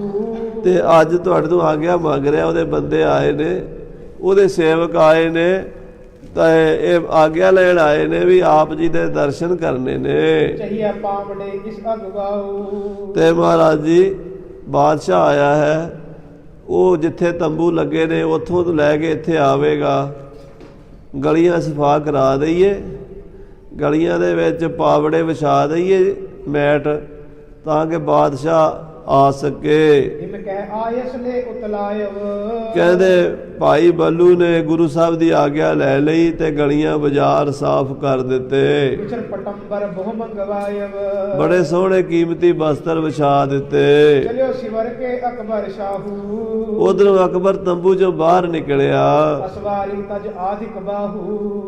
ਘੋੜਾ ਵੀ ਤਿਆਰ ਸੀ, ਪਾਲਕੀ ਵੀ ਤਿਆਰ ਸੀ। ਬਾਦਸ਼ਾਹ ਦੇ ਨੌਕਰ ਪਾਲਕੀ ਲੈ ਕੇ ਆਏ। ਸ਼ਹਿਨਸ਼ਾਹ ਇਹਦੇ 'ਚ ਬੈਠੋ। ਕਹਿੰਦਾ ਨਾ, ਮੈਂ ਪਾਲਕੀ 'ਚ ਬਹਿ ਕੇ ਨਹੀਂ ਜਾਣਾ। ਘੋੜਾ ਲੈ ਆਏ ਬਾਦਸ਼ਾਹ, ਘੋੜੇ ਤੇ ਬਹਿ ਜਾਓ। ਕਹਿੰਦਾ ਮੈਂ ਘੋੜੇ ਤੇ ਵੀ ਨਹੀਂ ਜਾਣਾ, ਮੈਂ ਪੈਦਲ ਜਾਵਾਂਗਾ ਮਹਾਰਾਜ ਗੁਰੂ ਅਮਰਦਾਸ ਦੇ ਚਰਨਾਂ 'ਚ। ਅਗਲੇ ਪਾਸੇ ਮੈਟ ਵਿਛੇ ਹੋਏ ਗਲੀਆਂ ਦੇ ਵਿੱਚ, ਉਹਦੇ ਉੱਤੇ ਬੜੇ ਸੋਹਣੇ ਕੱਪੜੇ ਵਿਛਾਏ ਗਏ। ਸਿਆਣੇ ਅਕਬਰ ਬਾਦਸ਼ਾਹ ਨੇ ਵੇਖਿਆ, ਉਹਨੇ ਉਹਨਾਂ ਪਾਵੜਿਆਂ ਉੱਤੇ ਪੈਰ ਨਹੀਂ ਰੱਖਿਆ। ਭਾਵਨਾ ਵਾਲਾ ਸੀ, ਸੋਝੀ ਵਾਲਾ ਸੀ, ਕੋਈ ਮਹਾਰਾਜ ਦੀ ਕਿਰਪਾ ਮਿਲਣੀ ਸੀ ਉਹਨੂੰ। ਉਹਨੇ ਮੈਟ ਜਿਹੜਾ ਵਿਛਿਆ ਸੀ ਉੱਤੇ ਪੈਰ ਨਹੀਂ ਪਾਇਆ, ਨਿਜ ਕਰਕੇ ਉਠਾਏ ਨਿਰਵਾਰੇ। ਆਪਣੇ ਹੱਥ ਨਾਲ ਏਦਾਂ ਚੁੱਕ ਕੇ ਸੁੱਟਤੇ। ਕਹਿੰਦੇ ਇੱਥੇ ਮੈਂ ਪਾਵੜਿਆਂ ਤੇ ਨਹੀਂ ਤੁਰਨਾ, ਇਹ ਗੁਰੂ ਮਹਾਰਾਜ ਗੁਰੂ ਅਮਰਦਾਸ ਮੇਰੇ ਪਿਓ ਦਾ ਘਰ ਹੈ, ਮੈਂ ਉਹਨਾਂ ਦੇ ਚਰਨਾਂ ਵਿੱਚ ਬਖਸ਼ਿਸ਼ ਲੈਣ ਜਾਣਾ, ਵਰ ਲੈਣ ਜਾਣਾ, ਆਸ਼ੀਰਵਾਦ ਲੈਣ ਜਾਣਾ। ਹਾਂਜੀ, ਗਮਨਿਓ ਭਗਤ ਨਮਰਤਾ ਧਾਰੇ। ਨੰਗੇ ਪੈਰੀ ਅਕਬਰ ਬਾਦਸ਼ਾਹ ਬਿਨਾਂ ਪਾਵੜਿਆਂ, ਆਮ ਜਿਹੜੀ ਗਲੀ ਹੁੰਦੀ ਹੈ ਨਾ ਸਾਦੀ, ਉੱਦਾਂ ਤੁਰ ਕੇ ਆਇਆ ਹੈ। ਸ੍ਰੀ ਗੁਰ ਕੇ ਸਮੀਪ ਚਲ ਆਇਬ। ਸਤਿਗੁਰਾਂ ਦੇ ਚਰਨਾਂ 'ਚ ਆਇਆ ਗੁਰੂ ਅਮਰਦਾਸ ਸਾਹਿਬ ਜੀ ਦੇ। ਸੰਗ ਵਿਭੂਖਣ ਸੰਗ ਸੁਹਾਇਬ। ਬਾਦਸ਼ਾਹ ਸੀ, ਹੀਰੇ ਮੋਤੀਆਂ ਦੇ ਨਾਲ ਸਜਿਆ, ਬੜੇ ਬੜੇ ਕੀਮਤੀ ਗਹਿਣੇ ਕੱਪੜੇ ਪਾਏ ਹੋਏ। ਜਾਤ ਰੂਪ ਕੇ ਜਰਦੀ ਕਰੇ। ਕਹਿੰਦੇ ਜਿੱਦਾਂ ਦੇ ਹੀਰੇ ਮੋਤੀ ਉਹ ਜੜੇ ਹੋਏ ਵਿੱਚ ਜਾਤਬੰਦ, ਯਾਨੀ ਜਿਵੇਂ ਮੰਨ ਲਓ ਸੋਨੇ ਦੇ ਵਿੱਚ ਜਿਹੜੇ ਨਗ ਲੱਗਣੇ ਚਾਹੀਦੇ ਉਹ ਲਾਏ ਹੋਏ ਆ, ਜਿਹੜੇ ਚਾਂਦੀ 'ਚ ਨਗ ਲੱਗਣੇ ਚਾਹੀਦੇ ਉਹ ਚਾਂਦੀ 'ਚ ਲਾਏ ਹੋਏ ਆ। ਹਾਂਜੀ, ਦਾਹਰ ਜੋਤ ਜਵਾਹਰ ਜਰੇ। ਬੜੇ ਕੀਮਤੀ ਹੀਰੇ ਮੋਤੀਆਂ ਦੀਆਂ ਮਾਲਾ ਗਲ 'ਚ ਪਾਈਆਂ, ਸਿਰ ਤੇ ਕਲਗੀਆਂ ਲਾਈਆਂ। ਸ਼ਹਿਨਸ਼ਾਹ ਹਿੰਦੁਸਤਾਨ ਦਾ ਬਾਦਸ਼ਾਹ ਆਇਆ ਹੈ। ਲਮਕੈ ਹੀਰਾ ਅਰਗਨ ਮੋਤੀ। ਹੀਰੇ ਮੋਤੀਆਂ ਨਾਲ ਜਗਮਗ ਜਗਮਗ ਕਰਦਾ ਹੋਇਆ ਬਾਦਸ਼ਾਹ ਆਇਆ ਹੈ। ਮੋਲੇ ਬਹੁ ਮੋਲੇ ਸ਼ੋਭਾ ਬੜ ਹੋਤੀ। ਬਹੁਤ ਕੀਮਤੀ ਸਾਜੋ ਸਮਾਨ ਹੈ, ਬੜੀ ਵੱਡੀ ਸੋਭਾ ਹੈ। ਸੁੰਦਰ ਸੁਖਮ ਵਸਤਰ ਸੁਹਾਵਤ। ਬੜੇ ਸੂਖਮ ਵਸਤਰ ਪਾਏ, ਕੱਪੜੇ ਮਹਿੰਗੇ ਪਾਏ ਹੋਏ ਹੈ। ਬਹੁਤ ਸਤੂਈ ਅਮਾਨ ਚਲ ਆਵਤ। ਔਰ ਸਤਿਗੁਰੂ ਪਾਤਸ਼ਾਹ ਜੀ ਦੇ ਦਰਬਾਰ 'ਚ ਆ ਰਿਹਾ ਹੈ। ਲੱਖੋਂ ਸੀਸ ਨਮਰ ਜਿਸ ਆਗੇ। ਜਿਸ ਹਿੰਦੁਸਤਾਨ ਦੇ ਬਾਦਸ਼ਾਹ ਦੇ ਅੱਗੇ ਲੱਖਾਂ ਸਿਰ ਝੁਕਦੇ ਹਨ, ਕਰੋੜਾਂ ਸਿਰ ਝੁਕਦੇ ਹਨ। ਮਹਾ ਪ੍ਰਤਾਪਵੰਤ ਦੁੱਤ ਜਾਗੇ। ਜਿਹਦਾ ਬੜਾ ਵੱਡਾ ਪ੍ਰਤਾਪ ਹੈ, ਚੜ੍ਹਦੇ ਤੋਂ ਛਿਪਦੇ ਤੱਕ ਜਿਹਦਾ ਡੰਕਾ ਵੱਜਦਾ, ਅਕਬਰ ਸਮਰਾਟ, ਜਿਹਦੇ ਸਾਹਮਣੇ ਕੋਈ ਬੋਲ ਨਹੀਂ ਸਕਦਾ, ਜਿਹਦੇ ਸਾਹਮਣੇ ਦੁਨੀਆ ਦੀ ਕੋਈ ਤਾਕਤ ਖੰਘ ਨਹੀਂ ਸਕਦੀ, ਉਹ ਐਡਾ ਵੱਡਾ ਬਾਦਸ਼ਾਹ ਸ਼ਹਿਨਸ਼ਾਹ ਹਿੰਦੁਸਤਾਨ ਹੈ। ਕੰਚਨ ਛਰੀਦਾਰ ਅਗਵਾਉ। ਉਹਦੇ ਅੱਗੇ ਚੋਬਦਾਰ ਸੋਨੇ ਦੀਆਂ ਚੋਬਾਂ ਲੈ ਕੇ ਤੁਰਦੇ ਨੇ। ਹਾਥ ਬੈਤ ਧਾਰੀ ਸੁਮਦਾਉ। ਔਰ ਬੜੇ ਬੜੇ ਬੈਤਬੰਦ ਸ਼ਸਤਰ ਧਾਰੀ ਸੂਰਮੇ ਅੱਗੇ ਪਿੱਛੇ ਤਿਆਰ ਬਰ ਤਿਆਰ ਹੋ ਕੇ ਤੁਰਦੇ ਨੇ। ਵਸਤਰ ਵਿਭੂਖਣ ਸੁੰਦਰ ਜਿਨਕੇ। ਜਿਨ੍ਹਾਂ ਦੇ ਅਫਸਰਾਂ ਦੇ ਵੀ ਬੜੇ ਬੜੇ ਆਲਾ ਦਰਜੇ ਦੇ ਸੁੰਦਰ ਕੱਪੜੇ ਹਨ। ਪਿਸਤੌਲ ਚਲਤ ਸੰਗ ਤਿਨਕੇ। ਸੋਨੇ ਚਾਂਦੀ ਦੇ ਗਹਿਣੇ ਹਨ, ਹੀਰੇ ਮੋਤੀਆਂ ਨਾਲ ਜੜੇ ਹੋਏ ਬੜੇ ਬੜੇ ਰਾਜੇ ਮਹਾਰਾਜੇ ਸ਼ਹਿਨਸ਼ਾਹ ਦੇ ਅੱਗੇ ਪਿੱਛੇ ਤੁਰਦੇ ਹਨ। ਦਰਸ਼ਨ ਕਰਤ ਨਮਰ ਹੋਏ ਬੈਠੇ। ਉਹ ਸਾਰੇ ਵੱਡੇ ਵੱਡੇ ਨਵਾਬ, ਵੱਡੇ ਵੱਡੇ ਸੈਨਾਪਤੀ ਅਫਸਰ ਨਾਲ ਅਕਬਰ ਬਾਦਸ਼ਾਹ ਆਇਆ, ਮੱਥਾ ਟੇਕ ਕੇ ਬੈਠ ਗਿਆ ਅਦਬ ਕਰੇ ਕਰ ਪਾਤ ਇਕੱਠੇ। ਤੇ ਗੁਰੂ ਸਾਹਿਬ ਦੇ ਚਰਨਾਂ ਦੇ ਸਿਰ ਝੁਕਾਇਆ, ਨਮਸਕਾਰ ਕੀਤਾ। ਕੁਸਲ ਪ੍ਰਸ਼ਨ ਕਰ ਆਪਸ ਵਿਖੈ। ਗੁਰੂ ਸਾਹਿਬ ਜੀ ਨਾਲ ਹਾਲ ਚਾਲ ਪੁੱਛਿਆ, ਵਚਨ ਵਿਲਾਸ ਕੀਤੇ ਹਨ। ਪ੍ਰੇਮ ਕਰੇ ਗੁਰ ਦਰਸ਼ਨ ਪਿਖੈ। ਬੜੇ ਪ੍ਰੇਮ ਨਾਲ ਦਰਸ਼ਨ ਕਰ ਰਿਹਾ ਹੈ। ਨਹੀਂ ਦੇਖਤੇ ਅਚਿਓ ਆਹਾਰਾ। ਕਹਿੰਦੇ ਗੁਰੂ ਦੇ ਲੰਗਰ ਵਿੱਚ ਪ੍ਰਸ਼ਾਦਾ ਸੀਗਾ, ਉਹ ਨਹੀਂ ਛਕਿਆ। ਇਹ ਨੇਮ ਗੁਰ ਹਿਰਦੇ ਚਿਤਾਰਾ। ਮਹਾਰਾਜ ਸਾਹਿਬ ਜੀ ਨੇ ਨੇਮ ਕੀਤਾ ਅਸੀਂ ਵੀ ਪਹਿਲੇ ਲੰਗਰ ਛਕੇ ਫੇਰ ਸਾਡੇ ਦਰਸ਼ਨ ਕਰੇ। ਇਹ ਅਕਬਰ ਬਾਦਸ਼ਾਹ ਨੂੰ ਪਤਾ ਲੱਗਾ ਪੂਰਨ ਅਕਬਰ ਕੋ ਮਨ ਪ੍ਰੇਰਾ।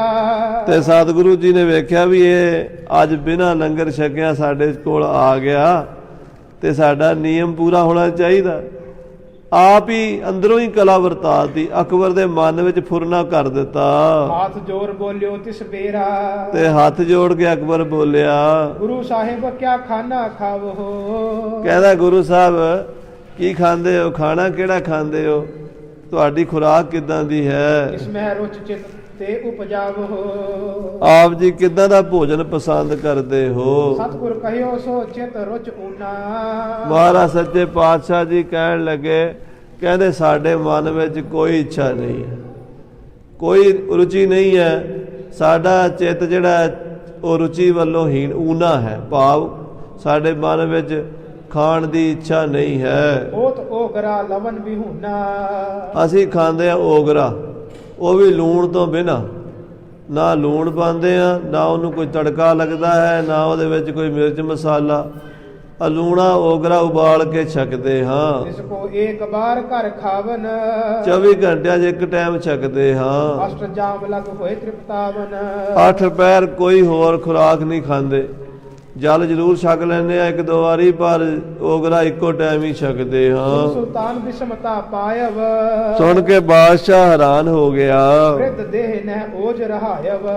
ਕਿ ਮਹਾਰਾਜ ਬੜੇ ਬਿਰਧ ਹੋ ਚੁੱਕੇ ਨੇ, ਸਰੀਰ ਕਮਜ਼ੋਰ ਹੈ, ਬਿਰਧ ਅਵਸਥਾ ਹੈ, ਬਹੁਰ ਨਿਬਲ ਹੀ ਕਰਤ ਆਹਾਰਾ। ਤੇ ਫਿਰ ਖੁਰਾਕ ਵੀ ਬੜੀ ਘੱਟ ਖਾਂਦੇ ਨੇ। ਜੇ ਓਗਰਾ ਹੈ ਉਹ ਤਾਂ ਕੋਈ ਤਾਕਤ ਨਹੀਂ ਦਿੰਦਾ ਸਰੀਰ ਨੂੰ, ਇਹ ਕਿੱਦਾਂ ਜਿੰਦੇ ਰਹਿੰਦੇ ਹਨ। ਕ੍ਰਾਂਤੀਵੰਤ ਤਨ ਸੁਬਤ ਉਦਾਰਾ।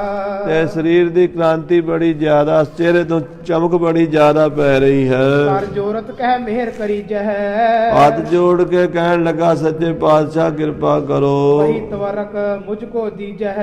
ਜਿਹੜਾ ਓਗਰਾ ਤੁਸੀਂ ਛਕਦੇ ਹੋ ਅੱਜ ਮੈਨੂੰ ਵੀ ਛਕਾਓ। ਤੁਮ ਖੁਦਾਏ ਕੀ ਜਾਤ ਸੁਜਾਨੇ। ਤੁਸੀਂ ਖੁਦਾ ਦੀ ਜਾਤ ਹੋ, ਤੂੰ ਸ਼ਰਾਪ ਬਰ ਜਥਾ ਬਖਾਨੇ। ਤੁਹਾਡੇ ਵਾਰ ਸਰਾਪ ਫੁਰਦੇ ਹਨ। ਦਰਸ਼ਨ ਪਾਏ ਭਇਓ ਮੈਂ ਧਨ। ਆਪ ਦੇ ਦਰਸ਼ਨ ਕਰਕੇ ਮੈਂ ਧਨ ਹੋ ਗਿਆ। ਇਹੋ ਤਵਰਕ ਹੋ ਪ੍ਰਸੰਨ। ਮਹਾਰਾਜ ਆਪ ਕਿਰਪਾ ਕਰੋ ਮੇਰੀ ਆਤਮਿਕ ਖੁਸ਼ੀ ਪ੍ਰਾਪਤ ਹੋਵੇ। ਬਿਨੈ ਨਾ ਪ੍ਰੇਮ ਜਾਚ ਨਾ ਜਾਨੀ। ਬਿਨੈ ਸਪ੍ਰੇਮ ਜਾਚ ਨਾ ਜਾਨੀ। ਕਹਿੰਦੇ ਉਹਦੀ ਪ੍ਰੇਮ ਵਾਲੀ ਇੱਛਾ ਵੇਖ ਕੇ, ਉਹਦੀ ਜਾਚ ਨਾ ਜਾਣ ਕੇ, ਸੁਨ ਕਿਰਪਾਲ ਸੁਖ ਮధుਰ ਬਖਾਨੀ। ਸਤਿਗੁਰੂ ਕਿਰਪਾ ਦੇ ਘਰ ਚ ਆ ਕੇ ਬੋਲੇ, ਬੱਲੂ ਹਮਰੋ ਹੈ ਜੋ ਆਹਾਰਾ। ਭਾਈ ਬੱਲੂ ਜਾ, ਜਿਹੜਾ ਸਾਡੇ ਛਕਣ ਵਾਲਾ ਓਗਰਾ ਹੈ, ਆਨੋ ਜਾਏ ਸੋ ਬਨਿਓ ਜੇ ਤਿਆਰਾ। ਜੇ ਤਿਆਰ ਹੋ ਗਿਆ ਤੇ ਜਾ ਲੈ ਕੇ ਆ, ਬਾਦਸ਼ਾਹ ਨੂੰ ਛਕਾਈਏ। ਬਨਿਓ ਸ਼ੀਗਰ ਥਾਰ ਭਰ ਆਨਾ। ਭਾਈ ਬੱਲੂ ਜੀ ਬੜੀ ਛੇਤੀ ਨਾਲ ਗਏ ਤੇ ਥਾਲ ਭਰ ਕੇ ਓਗਰਾ ਲੈ ਆਏ ਧਰਿਓ ਸਾਹੋ ਕੇ ਅਗਰਹਿ ਖਾਨਾ। ਤੇ ਬਾਦਸ਼ਾਹ ਦੇ ਅੱਗੇ ਰੱਖ ਦਿੱਤਾ ਗੁਰੂ ਅਮਰਦਾਸ ਜੀ ਦਾ ਖਾਣ ਵਾਲਾ ਓਗਰਾ। ਕਰ ਪਖਾਰ ਮੁਖ ਪਾਏ ਵਗਰਾਸਾ। ਤੇ ਬਾਦਸ਼ਾਹ ਨੇ ਹੱਥ ਧੋ ਕੇ ਜਦੋਂ ਮੂੰਹ ਵਿੱਚ ਗਰਾਹੀ ਪਾਈ ਹੈ, ਗਰਾਸ ਪਾਇਆ ਹੈ, ਸਵਾਦ ਅਜਾਇਬ ਜਾਨ ਵਿਕਾਸਾ। ਕਹਿੰਦੇ ਬੜਾ ਅਜੀਬ ਸਵਾਦ ਆਇਆ। ਏਦਾਂ ਦਾ ਸਵਾਦ ਕਦੀ ਦੁਨੀਆ ਦੇ ਵੇਖਿਆ ਹੀ ਨਹੀਂ ਸੀ ਜਿਹੜਾ ਅਕਬਰ ਨੂੰ ਆਇਆ ਹੈ। ਜਿਤਕ ਮਧੁਰਤਾ ਉੱਤਮ ਹੈ। ਕਹਿੰਦੇ ਜਿੰਨਾ ਵੀ ਮਿਠਾਸ ਵਾਲਾ, ਜਿੰਨਾ ਵੀ ਉੱਤਮ ਤੋਂ ਉੱਤਮ ਸਵਾਦ ਕਹਿ ਸਕਦੇ ਹਾਂ, ਪ੍ਰਥਮ ਕਵਰ ਮਹਿ ਸਾਧ ਸੋਲ ਹੈ। ਪਹਿਲਾ ਮਿੱਠਾ ਸਵਾਦ ਆਇਆ, ਬਹੁਤ ਵਧੀਆ ਸਵਾਦ ਆਇਆ ਹੈ। ਰੁਚ ਜਾਗੀ ਤਬ ਦੂਸਰ ਖਾਵਾ। ਜਦੋਂ ਰੁਚੀ ਹੋਈ ਤੇ ਫਿਰ ਦੂਜੀ ਗਰਾਹੀ ਮੂੰਹ ਚ ਪਾਈ ਹੈ ਅਕਬਰ ਨੇ, ਤੁਰਸ ਸਵਾਦ ਉੱਤਮ ਕੋ ਪਾਵਾ। ਤੇ ਦੂਜੀ ਗਰਾਹੀ ਚ ਸਵਾਦ, ਪਹਿਲੀ ਚ ਮਿੱਠਾ ਤੇ ਦੂਜੀ ਤੁਰਸ਼ ਆਇਆ ਹੈ। ਇਸਮਿਓ ਸ਼ਾਹੋ ਕਹਾ ਇਹ ਬਾਤ। ਬਾਦਸ਼ਾਹ ਹੈਰਾਨ ਹੋਇਆ ਵੀ ਇਹ ਕੀ ਚੱਕਰ ਹੈ, ਖਾਣਾ ਇੱਕੋ ਹੀ ਹੈ, ਪਹਿਲੀ ਗਰਾਹੀ ਦਾ ਮਿੱਠਾ, ਦੂਜੀ ਦਾ ਤੁਰਸ਼ ਹੈ। ਦੁਤਿਓ ਰਸ ਹੋਇਸ ਕਿਸ ਭਾਂਤ। ਦੂਜੀ ਗਰਾਹੀ ਚ ਸਵਾਦ ਕਿਵੇਂ ਬਦਲ ਗਿਆ ਹੈ। ਔਰ ਤੀਸਰੋ ਪਾਇਸ ਕੌਰ। ਜਦੋਂ ਅਕਬਰ ਨੇ ਤੀਜਾ ਕੌਰ ਮੂੰਹ ਚ ਪਾਇਆ ਹੈ, ਸਾਧ ਸਲਵਣ ਪਾਇਓ ਤਬ ਔਰ। ਉਹਦੇ ਵਿੱਚ ਲੂਣ ਦਾ ਸਵਾਦ ਆਇਆ ਹੈ। ਆਖੋ ਸ੍ਰੀ ਵਾਹਿਗੁਰੂ। ਪਹਿਲੀ ਆਇਆ ਹੈ ਮਿੱਠਾ, ਦੂਸਰਾ ਤੁਰਸ਼, ਤੀਜਾ ਲੂਣਾ ਆਇਆ ਹੈ। ਚਤੁਰਥ ਮੈਂ ਪਾਇਸ ਕੋ ਪਾਇਸ। ਜਦੋਂ ਚੌਥਾ ਗਰਾਹ ਪਾਇਆ ਮੂੰਹ ਦੇ ਵਿੱਚ ਤੇ ਖੀਰ ਦਾ ਸਵਾਦ ਆਇਆ ਹੈ। ਜਿਉ ਜਿਉ ਅਚ ਤਿਉ ਤਿਉ ਬਿਸਮਾਇਸ। ਜਿਉਂ ਜਿਉਂ ਖਾਈ ਜਾਂਦਾ ਹੈਰਾਨ ਹੋਈ ਜਾਂਦਾ, ਕਹਿੰਦਾ ਗਰਾਹੀਆਂ ਇੱਕੋ ਹੀ ਥਾਲੀ 'ਚ ਭਰ ਰਿਹਾ, ਚੀਜ਼ ਵੀ ਇੱਕੋ ਹੀ ਹੈ ਤੇ ਪਰ ਸਵਾਦ ਸਾਰੇ ਰਸਾਂ ਦੇ ਆ ਰਹੇ ਨੇ। ਖਟ ਰਸ ਕੇ ਸ਼ੁਭ ਸਵਾਦ ਜੇ ਹੋਏ। ਜਿਹੜੇ 6 ਰਸ ਹੁੰਦੇ ਨੇ, 6 ਹੀ ਰਸਾਂ ਦਾ ਭੋਜਨ ਮਹਾਰਾਜ ਦੇ ਓਗਰੇ ਵਿੱਚੋਂ ਰਸ ਆ ਗਿਆ। ਅਜ ਸਾਹੋ ਨੇ ਲੀਨੇ ਸੋਏ। ਅੱਜ ਬਾਦਸ਼ਾਹ ਬੜਾ ਹੈਰਾਨ ਹੋ ਕੇ ਛਕੀ ਜਾਂਦਾ ਹੈ। ਜਨਮ ਧਾਰ ਜੋ ਸਵਾਦ ਨਾ ਪਾਇਓ। ਕਹਿਣ ਲੱਗਾ ਜਦੋਂ ਦਾ ਮੈਂ ਜੰਮਿਆ ਆ ਚੀਜ਼ ਨਹੀਂ ਵੇਖੀ ਸੀ, ਏਦਾਂ ਦਾ ਖਾਣਾ ਨਹੀਂ ਸੀ ਖਾਧਾ ਕਦੀ। ਲਵਨ ਬਹੀਨ ਓਗਰਾ ਖਾਇਓ। ਕਹਿੰਦੇ ਬਿਨਾਂ ਲੂਣ ਦੇ ਓਗਰਾ, ਉਹਦੇ ਵਿੱਚੋਂ ਹੀ ਲੂਣ ਦਾ, ਉਹਦੇ ਵਿੱਚੋਂ ਹੀ ਮਿੱਠੇ ਦਾ, ਉਹਦੇ ਵਿੱਚੋਂ ਹੀ ਖੀਰ ਦਾ, ਉਹਦੇ ਵਿੱਚੋਂ ਹੀ ਖੱਟਾ, ਉਹਦੇ ਵਿੱਚੋਂ ਹੀ ਤੁਰਸ, ਸਾਰੇ ਸਵਾਦ ਵਿੱਚੋਂ ਹੀ ਆ ਰਹੇ ਨੇ। ਤ੍ਰਿਪਤ ਸਾਹੋ ਕਰ ਬਹੁਰ ਪਖਾਰੇ। ਰੱਜ ਕੇ ਛਕਿਆ ਤੇ ਹੱਥ ਧੋ ਲਏ ਬਾਦਸ਼ਾਹ ਅਕਬਰ ਨੇ ਕਿਸਮਤ ਹੋਏ ਕਰ ਜੋਰ ਉਚਾਰੇ। ਤੇ ਹੈਰਾਨ ਹੋ ਕੇ ਹੱਥ ਜੋੜ ਕੇ ਕਹਿਣ ਲੱਗਾ, ਸਿਫਤ ਆਪ ਕੀ ਕਹੀ ਨਾ ਜਾਏ। ਇਹ ਸੱਚੇ ਪਾਤਸ਼ਾਹ ਤੁਹਾਡੀ ਸਿਫਤ ਨਹੀਂ ਕੋਈ ਕਰ ਸਕਦਾ। ਆਰਫ ਕਾਮਲ ਸਭ ਸੁਖ ਦਾਏ। ਤੁਸੀਂ ਪੂਰੇ ਹੋ, ਕਾਮਲ ਹੋ ਮਹਾਰਾਜ, ਸੁੱਖਾਂ ਦੇ ਦਾਤੇ ਹੋ। ਜੇ ਕਰ ਮੇਰੇ ਪਰ ਅਨਕੂਲ। ਮਹਾਰਾਜ ਜੀ ਮੇਰੇ ਤੇ ਕਿਰਪਾ ਕਰਦੇ ਹੋ ਫਰਕ ਦੇਹੋ ਕੁਛ ਕਰੋ ਕਬੂਲ। ਤੇ ਮੈਂ ਕੋਈ ਭੇਟਾ ਖੁਸ਼ੀ ਨਾਲ ਦੇਣੀ ਚਾਹੁੰਦਾ, ਜੇ ਕਬੂਲ ਕਰ ਲਓ। ਜੋ ਸੇਵਾ ਤੁਮਰੀ ਹੋਏ ਜਾਏ। ਮੈਂ ਮਾਇਆ ਜਾਂ ਜਗੀਰ ਦੇ ਕੇ ਗੁਰੂ ਘਰ ਦੀ ਸੇਵਾ ਕਰਨੀ ਚਾਹੁੰਦਾ। ਮਨੋ ਸਫਲ ਸ਼ਾਂਤੀ ਮੁਝ ਆਏ। ਮੇਰੀ ਸੇਵਾ ਪ੍ਰਵਾਨ ਕਰ ਲਓ, ਮੈਨੂੰ ਸ਼ਾਂਤੀ ਆ ਜਾਏਗੀ। ਕਸ ਪ੍ਰਭੂ ਮੁਕਤਾ ਸੋ ਕਹੀ। ਹੱਸ ਕੇ ਗੁਰੂ ਅਮਰਦਾਸ ਅਕਬਰ ਨੂੰ ਕਹਿਣ ਲੱਗੇ, ਸੂ ਵਸਤੂ ਕੀ ਖਵਾਸ ਨਾ ਰਹੀ। ਐ ਅਕਬਰ ਬਾਦਸ਼ਾਹ, ਇਹ ਗੁਰੂ ਨਾਨਕ ਦਾ ਘਰ ਹੈ, ਇੱਥੇ ਕਿਸੇ ਚੀਜ਼ ਦੀ ਕਮੀ ਨਹੀਂ ਹੈ। ਇਹ ਗੁਰੂ ਨੇ ਅਟੁੱਟ ਭੰਡਾਰੂ ਸਤਿਗੁਰੂ ਨਾਨਕ ਦੇਵ ਜੀ ਨੇ ਬੜੇ ਖੁੱਲੇ ਗੱਫੇ ਦਿੱਤੇ ਹਨ। ਅਰਜਤ ਖਾਵਤ ਪਾਏ ਨਾ ਪਾਰੂ ਸੰਗਤਾਂ ਛਕਦੀਆਂ ਛਕਾਂਦੀਆਂ ਅੰਤ ਹੀ ਕੋਈ ਨਹੀਂ ਹੈ। ਸ਼ਾਹ ਸਮੀਪ ਸਹਿਤ ਉਮਰਾਵਨ ਫੇਰ ਬਾਦਸ਼ਾਹ ਦੇ ਕੋਲ ਜਿਹੜੇ ਅਫਸਰ ਸਨ ਬੇਰ ਬੇਰ ਕਹਿ ਕਰੋ ਨਾ ਫੇਰ ਸਾਰਿਆਂ ਨੇ ਆਖਿਆ ਮਹਾਰਾਜ ਪ੍ਰਵਾਨ ਕਰ ਲਓ ਭੇਟਾ ਨਾ ਵਾਪਸ ਕਰੋ। ਗ੍ਰਾਮ ਕੋ ਪਟਾ ਲਿਖਾਇਬ ਤੇ ਬਾਹਰ ਕਹਿਣ ਲੱਗੇ ਅਸੀਂ ਲੈਣਾ ਨਹੀਂ। ਕੁਝ ਪਿੰਡਾਂ ਦਾ ਪਟਾ ਬੀਬੀ ਭਾਨੀ ਦੇ ਨਾਂ ਤੇ ਕਰ ਗਿਆ। ਸ੍ਰੀ ਸਤਿਗੁਰ ਕੇ ਚਰਨ ਚੜਾਇਬ ਬੀਬੀ ਭਾਨੀ ਕਹਿੰਦਾ ਮੇਰੀ ਭੈਣ ਹੈ, ਤੁਸੀਂ ਮੇਰੇ ਪਿਤਾ ਹੋ, ਮੈਂ ਆਪਣੀ ਭੈਣ ਨੂੰ ਦੇ ਚੱਲਿਆ। ਏਦਾਂ ਸਾਧ ਸੰਗਤ ਜੀ ਉਸਨੇ ਮਹਾਰਾਜ ਦੇ ਚਰਨਾਂ ਚੜਾਵਾ ਚੜਾ ਦਿੱਤਾ। ਇਹ ਸਭ ਨਿਰਣੈ ਆਗਿਆ ਕਰ ਹੈ। ਇਹ ਕਥਾ ਅੱਗੇ ਦੱਸਾਂਗੇ ਵੀ ਝਵਾਲ ਦਾ ਪਰਗਣਾ ਬੀੜ ਬਾਬੇ ਬੁੱਢੇ ਸਾਹਿਬ ਦੀ ਜਗੀਰ ਕਿਵੇਂ ਅਕਬਰ ਦੇ ਗਿਆ ਸੀ। ਜਾਂ ਸੁਧਾਸਰ ਕਥਾ ਉਚਰ ਹੈ ਜਿੱਥੇ ਸ੍ਰੀ ਅੰਮ੍ਰਿਤਸਰ ਦੀ ਕਥਾ ਕਵਾਂਗੇ। ਕਰ ਗਇਓ ਗ੍ਰਾਮ ਸੁਲਤਾਨ ਬਾਦਸ਼ਾਹ ਕਹਿੰਦੇ ਇਸ ਨਗਰ ਦੇ ਕੇ ਚਲਾ ਗਿਆ ਬੈਠੇ ਸੋਬਤ ਗੁਰ ਭਗਵਾਨ ਤੇ ਸਤਿਗੁਰੂ ਪਾਤਸ਼ਾਹ ਗੋਇੰਦਵਾਲ ਸਾਹਿਬ ਸੰਗਤਾਂ ਦਾ ਬੇੜਾ ਪਾਰ ਕੀਤਾ ਹੈ। ਮਹਾਰਾਜ ਸਾਹਿਬ ਜੀ ਦੀ ਵੱਡੀ ਵਡਿਆਈ ਸਾਧ ਸੰਗਤ ਜੀ ਸਮੇਂ ਦੇ ਲਿਹਾਜ਼ ਨਾਲ ਸਮਾਪਤੀ ਹੈ। ਹੇ ਗੋਬਿੰਦ, ਹੇ ਗੋਪਾਲ।